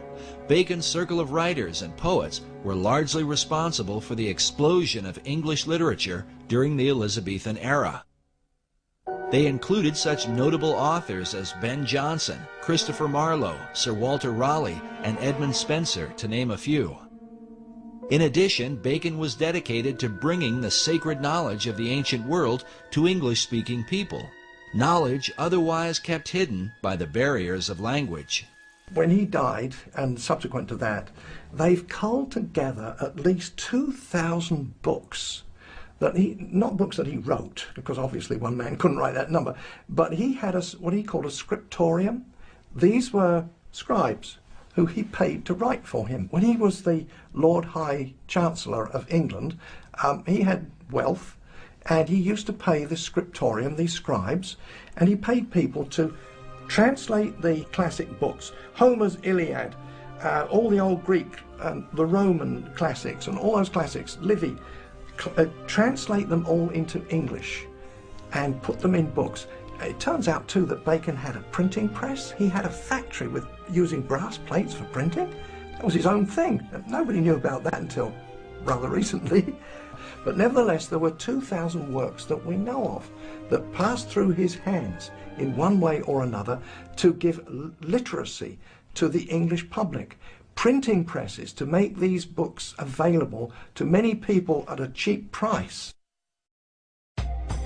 But Bacon's purpose and that of his literary society was to prepare the people of the old world to colonize the land of the new. As the term colonization scheme suggests, the launching of Bacon's plan for America was not by chance, but by design. It could be said that his great scheme began at an early age, perhaps when he was sent by Queen Elizabeth I to the court of France, where he was inspired by the example of the French poets.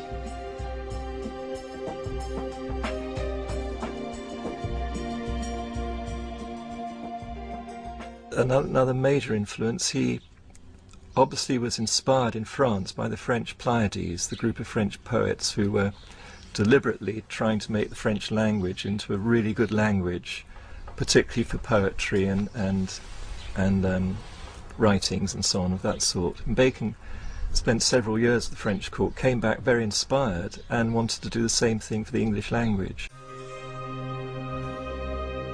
Upon his return to England, he was sent to study law at the prestigious Gray's Inn in London, where his statue can be seen today. It was here that Bacon formed the beginnings of his own literary society, a secret group known as the Knights of the Helmet. The Knights of the Helmet were actually the name of a masque he wrote, or it's thought he must have written, because masques were put together by a lot of people for the royal court or for the Inns of Court, which was where the lawyers were.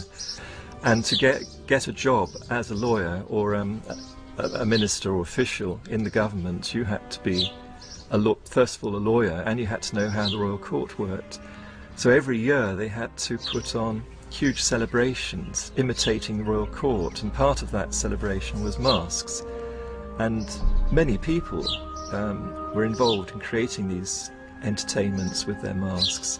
Francis Bacon just one of them, but he became a key one, and he wrote quite a lot of the mask material, which one can identify. You know, once you get to know Bacon and his writings, you can identify what was done. And he's acclaimed by the lawyers as being the great one who inspired them and led them and wrote for them, you know. But the Knights of the Helmets was the name of one of the masks at a key moment when the whole Shakespeare authorship, the name the Shakespeare was being used for the first time. The Knights of the Helmet took as their inspiration the Greek goddess Pallas Athena, who carried a spear and who wore a great helmet, a symbol of secrecy. According to tradition, one that wears the helmet of Athena becomes invisible. And they had to swear allegiance to it. Not only that, Athena, the goddess Athena, carried a spear that she shook in the eyes of ignorance. And she was one of the greatest goddesses among the Greeks, ruling through intellect and man's wisdom. Even as Dr. John Dee had been inspired by angelic beings, some researchers believe that a spiritual encounter with Pallas Athena gave Bacon the inspiration for his life's work. Well, in some of those cipher writings that he had written, he writes there how this, he heard an heavenly voice. The voice he heard inspired him towards secrecy and to imitate the work of God. The Divine Majesty takes delight to hide his work, according to the innocent play of children. Surely for thee to follow the example of the Most High God cannot be censored. Therefore put away popular applause, and after the manner of Solomon the king, compose a history of thy time, and fold it into enigmatical writings and cunning mixtures of the theatre. That was his mission in life. And for the rest of Bacon's life, he was dedicated to that one purpose.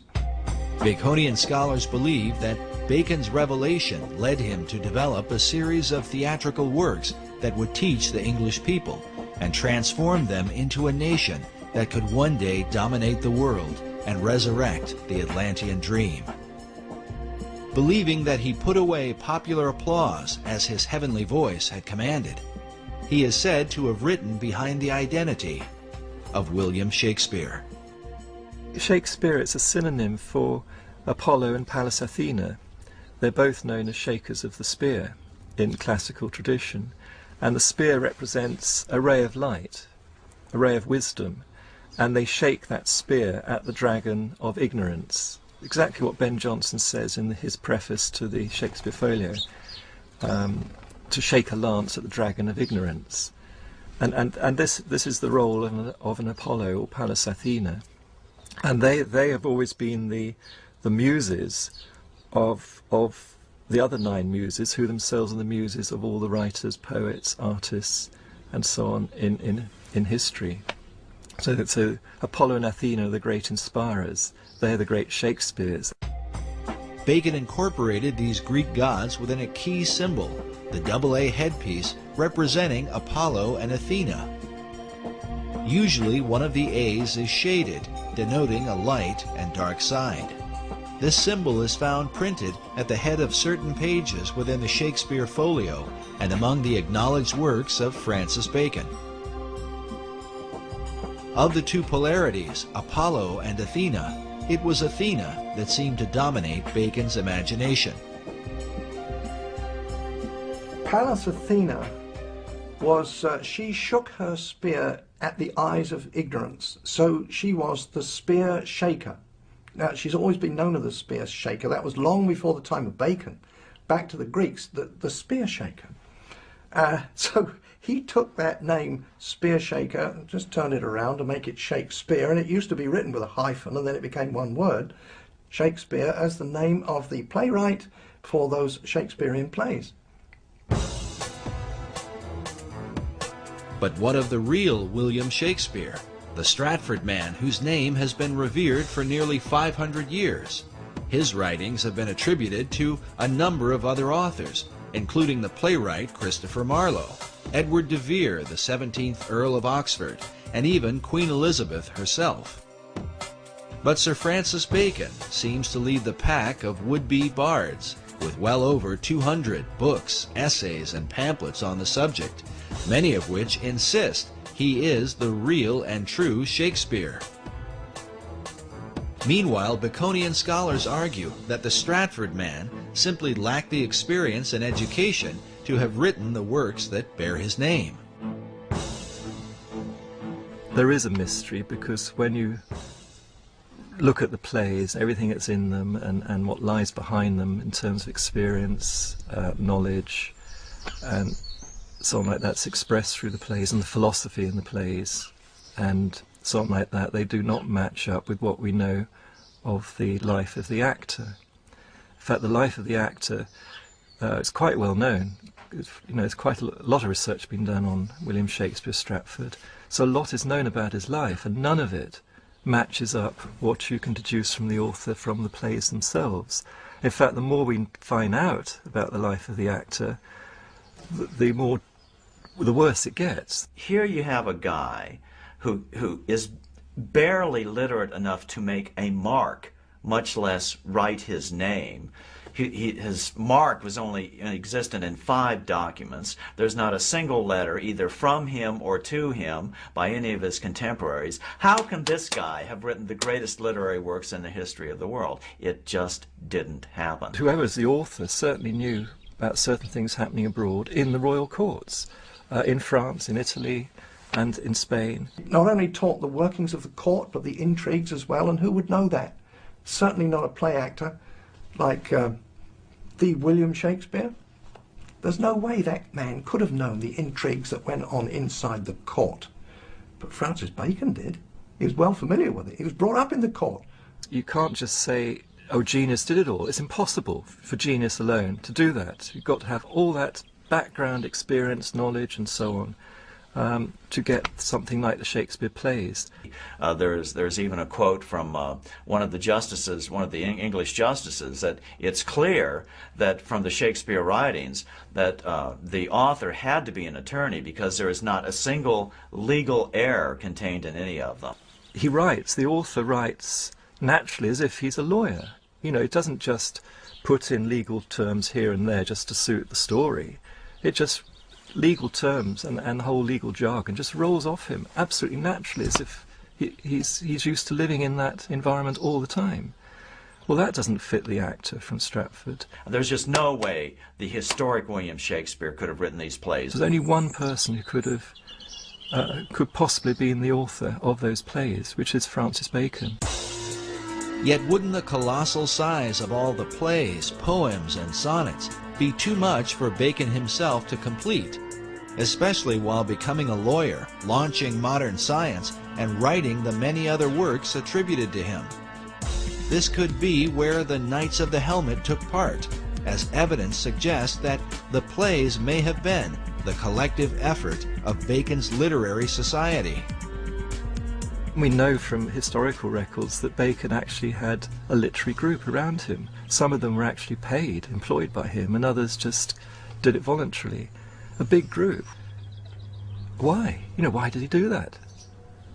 You don't employ a lot of people, all writers, poets, artists, and as well as cipher experts and so on. You don't employ them for nothing. So what did they do? And then you get the answer, the Shakespeare plays, because scholars have found out there's been other contributions in the plays from other poets and so on, who all put a little bit in here and there, and then you find that they were either associated with or employed by Bacon in that group. They're all part of this one group. So then the picture emerges of a typical Renaissance studio, but instead of being an artist, a painter with his studio of pupils, you've got a writer with his studio of pupils working with him. They each contribute a little bit to the picture or the story, but the main artist or author is Francis Bacon himself.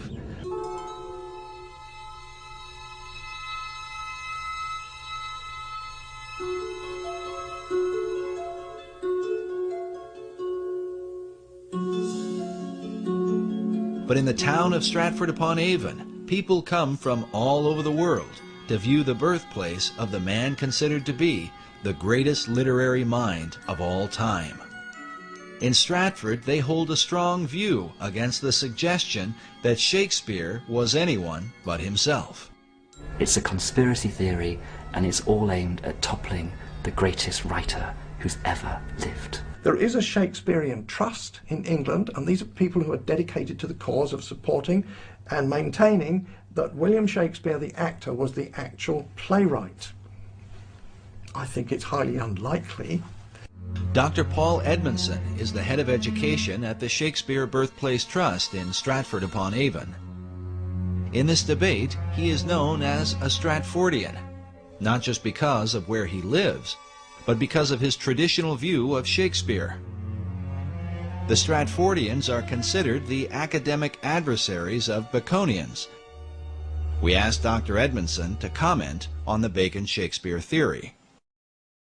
It first occurred in 1785. A vicar just outside Stratford got to the age of 80, and then there's some report of him burning the papers that he'd been working on, as if in his later years he just kind of renounced any theory that he had about Bacon. It was taken up in 1856 by, what a surprise, Delia Bacon, no descendant, but she wanted to prove that Bacon wrote the plays. She even went as far as having herself locked in Holy Trinity Church to dig up the grave of Shakespeare, convinced that some manuscripts would have been inside the grave saying, "I did not write the plays, it was Bacon instead."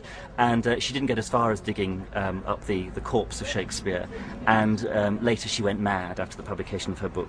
But her book was groundbreaking. She had good support from Nathaniel Hawthorne, Mark Twain. She knew literary figures in the States. Mark Twain was certainly convinced that the historic William Shakespeare did not write the Shakespeare plays. And this is a guy, how can you deny his conclusions? He had the money to investigate it. He had the time to investigate it. He's not known as a crackpot in any other venue. In 1909, Twain took up the Bacon-Shakespeare controversy with his own book titled Is Shakespeare Dead?, in which he questions the reputation of the Stratford actor in his lifetime. He's saying that in Shakespeare's own life, no one regarded him as being important or famous or a brilliant playwright or anything like that. It was only 2 or 3 generations after his death that suddenly the historic William Shakespeare became a big deal.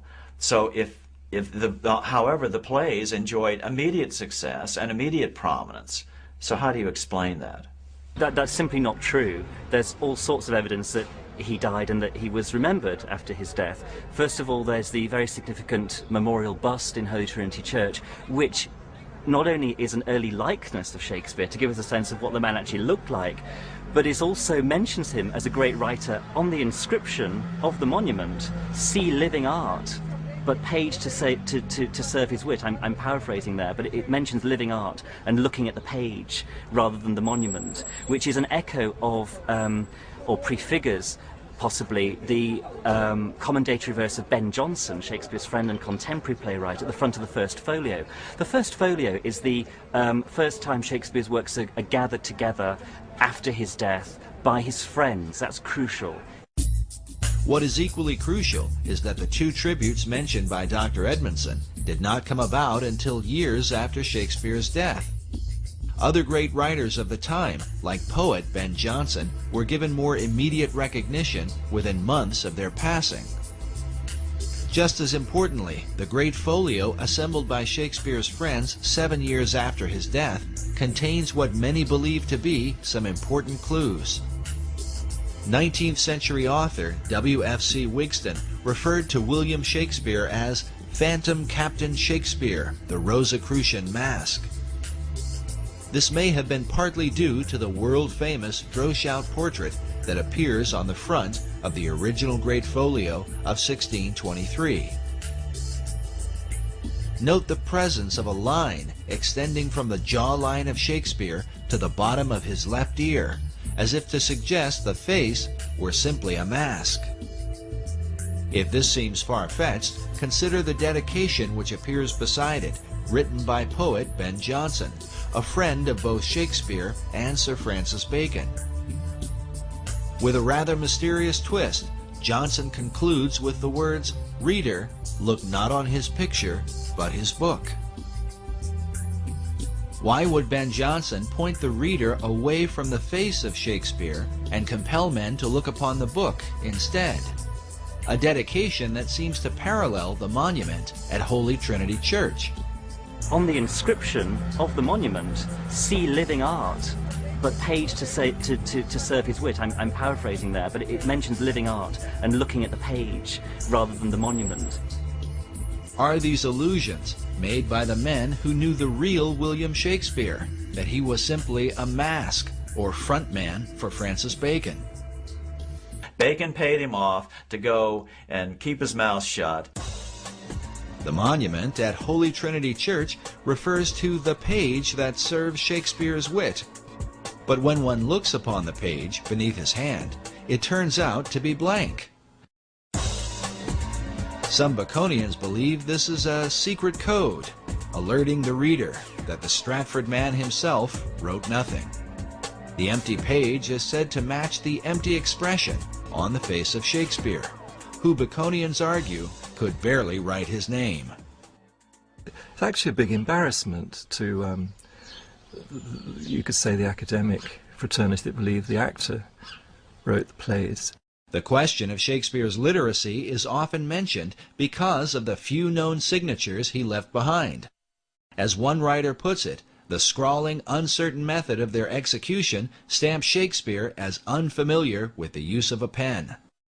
Perhaps a modern equivalent of this is to say, you know, how good is your signature on your credit card? How good is your signature when you sign your name in a shop or on a bank transaction or whatever? There are several signatures which survive of Shakespeare. How good would you like them to be? While Baconians argue that Shakespeare lacked experience, Edmondson points out that, as the son of a glove maker, he was uniquely qualified. There's lots of references to different kinds of leather. For example,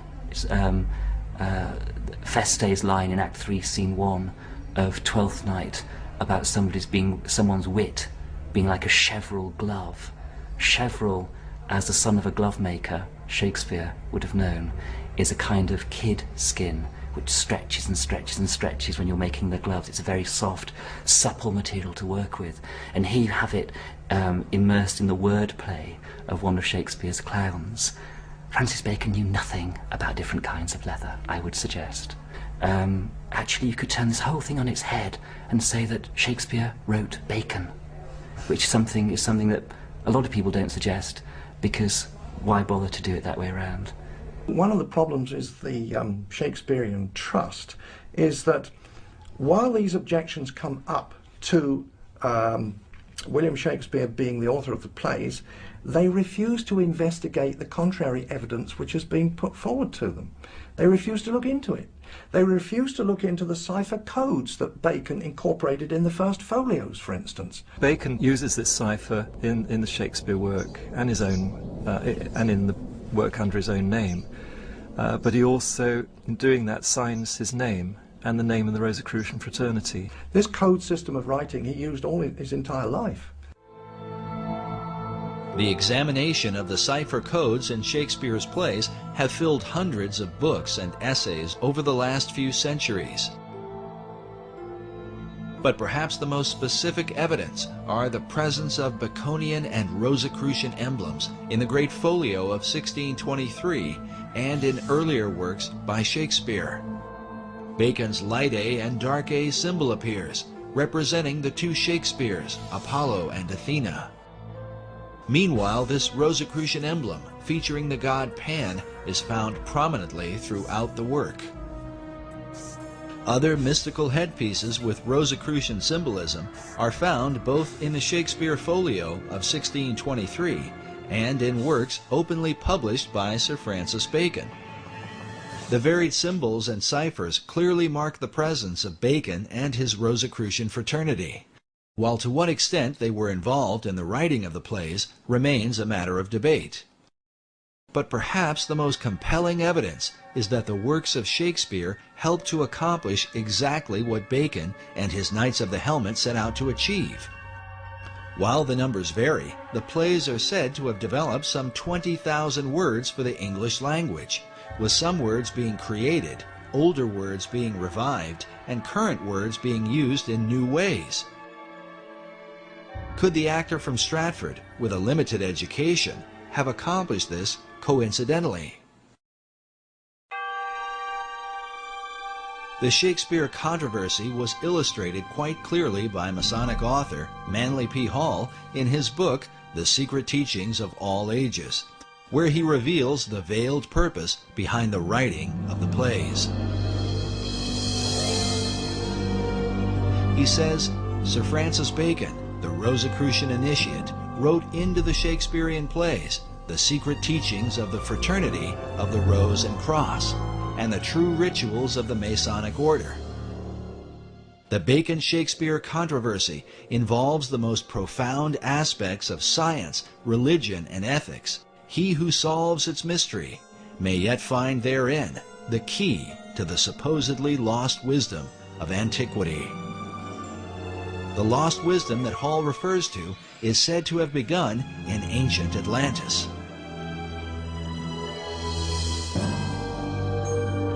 Is this the real key to understanding Shakespeare?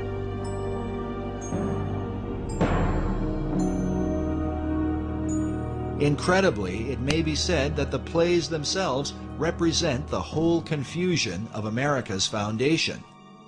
For while Shakespeare contains a clear representation of Christianity, with some 1,200 biblical references, along with them are plays with openly pagan and magical themes. Like the symbol of the Rose and Cross, the plays combine the teachings of Christianity with the wisdom of the mystery religion.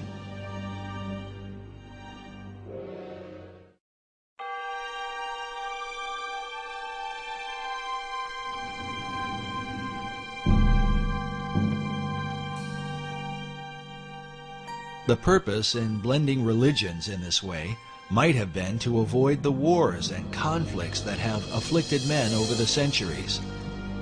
Bacon, who saw religious persecution in his own day, may have inherited this view from an earlier Masonic influence, the Knights Templar. The whole episode of the fall of the Knights Templar is a matter of conflicting historical controversy. We do know that when they left the Holy Land, the order had increased in numbers and power, and by the beginning of the 1200s, they had returned to Europe, and the Knights Templar then became the dominant financial force in Europe. The Templars were the people that loaned the money. Well, of course, the popes and people to whom the money was, they owned the money, they could get rid of their debt by getting rid of the Templars, and they did.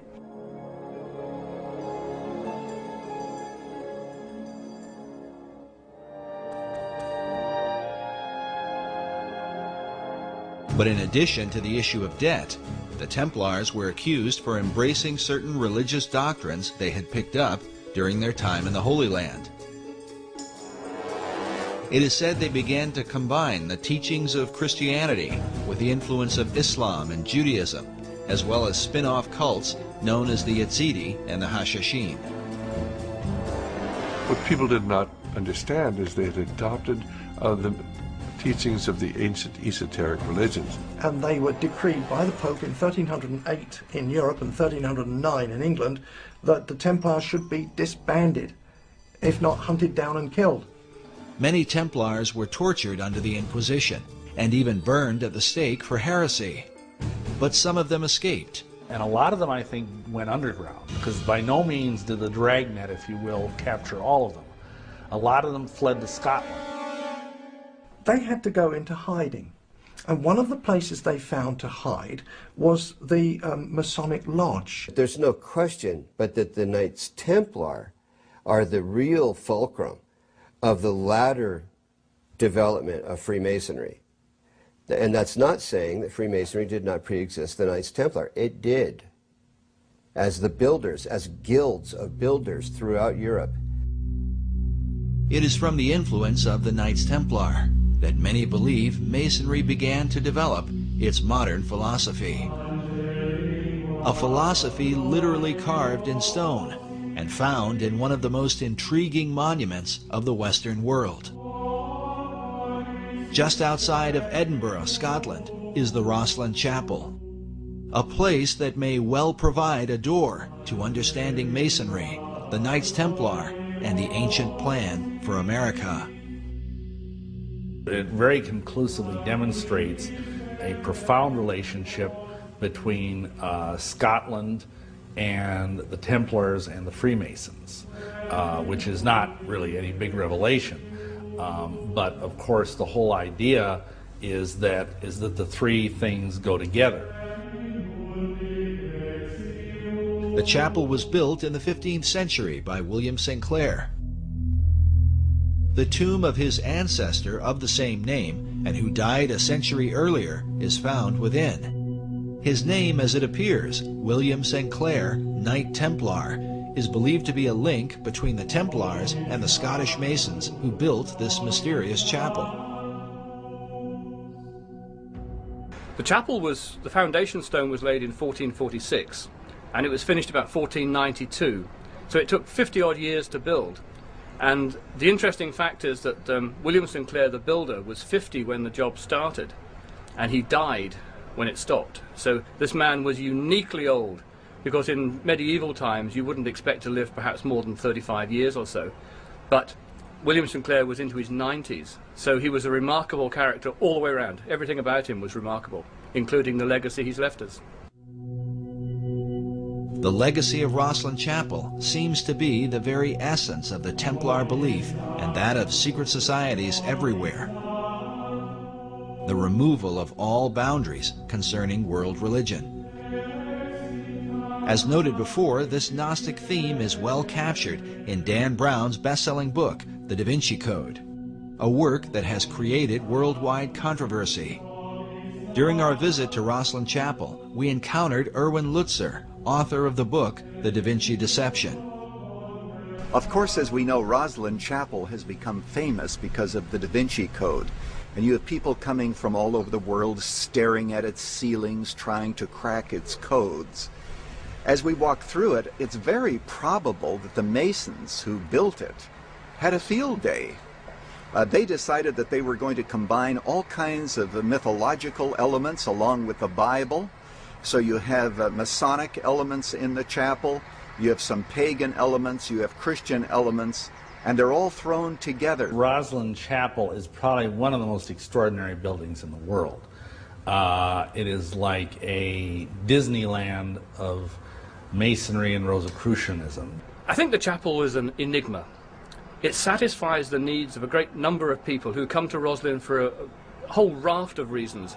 If you're a Knight Templar or a Freemason, if you are an American looking for some links with the New World before it was discovered, if you're a Sinclair, if you're religious or an art historian or an architectural historian, an esoteric, Rosslyn has got something for you. If you're a paganist, we have over 110 green men. Most churches will have 1 or 2 green men, but we have over 100 of them. The green man is a representation of an ancient fertility god, just one of the many pagan icons in the chapel. And so Rosslyn, not only does it offer a great many things to different people, but it also offers a mystery. The mystery, he explains, is that Rosslyn Chapel, while designed as a Christian church, is filled with so many religious symbols, a person is confused about what they are compelled to worship. It's like having a VCR. You know pretty much what it's meant to do, but you can't actually make it work properly. No one can follow the instructions. And the chapel is like that. We know it's a church. That's fair enough. But it has so many other little stories connected with it and mysteries, and the carvings are not particularly clear, and they can be interpreted one way or another. And so for everything you see in the chapel, there's probably 3 answers. And that, I think, is its great appeal. Centuries after its construction, researchers continue to question the overarching message of the chapel. What was the intent of its design? It may have had a point for the Masons who made it, in the sense that there were various messages that were conveyed. Essentially, Masonry's doctrine, foundationally, and they will even say this publicly, is universalism. which is the idea that basically all religions are the same. It doesn't matter what religion you are, as long as you're sincere and devout in your beliefs, and that all men, they say, may gather at the hospitable altars of Masonry no matter what their religious belief. So, in that sense, they're very much part of pushing toward a one-world religion, and to view biblical Christianity as basically the enemy. Because biblical Christianity makes unique claims about itself that none of these other groups, the Rosicrucians, the Masons, any of these groups, will acknowledge. Some of us are convinced it's important that Christianity be held distinct from some of the elements that are found here in Rosslyn Chapel. After all, the message of Jesus Christ is very, very unique. But throughout history, you've always found those who want to blend together various ideas, various organizations, and various religions. And here at the Rosslyn Chapel, people can come and they can practically see anything that they want. But within the monument is evidence, not only of what the Templars and Masons came to believe, but perhaps a reflection of things to come. The promise of a land where one day their ancient hope might be fulfilled. For inside Rosslyn Chapel, along with the haunting imagery, is evidence of the New World prior to the discovery of Columbus. Well, there is this window which is decorated. The window frame is decorated with Indian corn or maize, and the chapel was built in the 15th century. So it is strange that Indian corn, which wasn't ever grown here, is used as a motif. The chapel was finished around 1492, the same year Columbus is thought to have come to America. This would mean the carvings would have been completed beforehand. But how did the Masons who built this chapel have knowledge of Indian corn, a crop not grown in Europe and indigenous to the New World? Who knows? There are lots of mysteries about this chapel. Another mystery is the presence of Aloha cactus plants, also indigenous to America, and like the Indian corn, carved along the arches of the chapel. But even with these, academics have been skeptical. Yet a third carving, a trefoil plant, or type of clover, is said by Rosslyn Chapel director Stuart Beattie to have convinced one skeptic in particular. The trefoil plant is quite interesting. Rosslyn Chapel does have carvings of plants that we believe came from the New World before Columbus discovered America. We've had these plants investigated, and a botanist from the university had a good look at them, and he wasn't particularly convinced, as academics need to be. He wasn't 100% sure that these plants were in fact Aloha cactus and sweet corn. And I think his logic was that the people who went to the New World and recorded these images on parchment brought those images back. They would have been translated to wood and then subsequently translated to stone. And it's that process which removes them from the original 2 or 3 times, which means that there are discrepancies that can build in. And so, being an academic, he was uncomfortable with these images. And when looking around the chapel, he suddenly, his eyes lit up, and he came and got me, and he said, whilst I was fairly unsure about the sweet corn and Aloha cactus as being honestly genuine, I have found a trefoil plant on what would have been the outside of the chapel at the time, but is now the baptistry, that would only have been found in the New World. Therefore, I am much more comfortable to say that the other plants are also honest and true.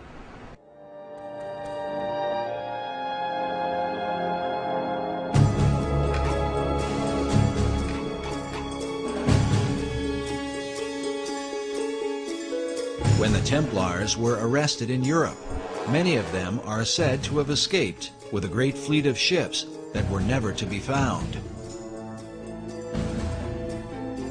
Could they have made their way to the New World?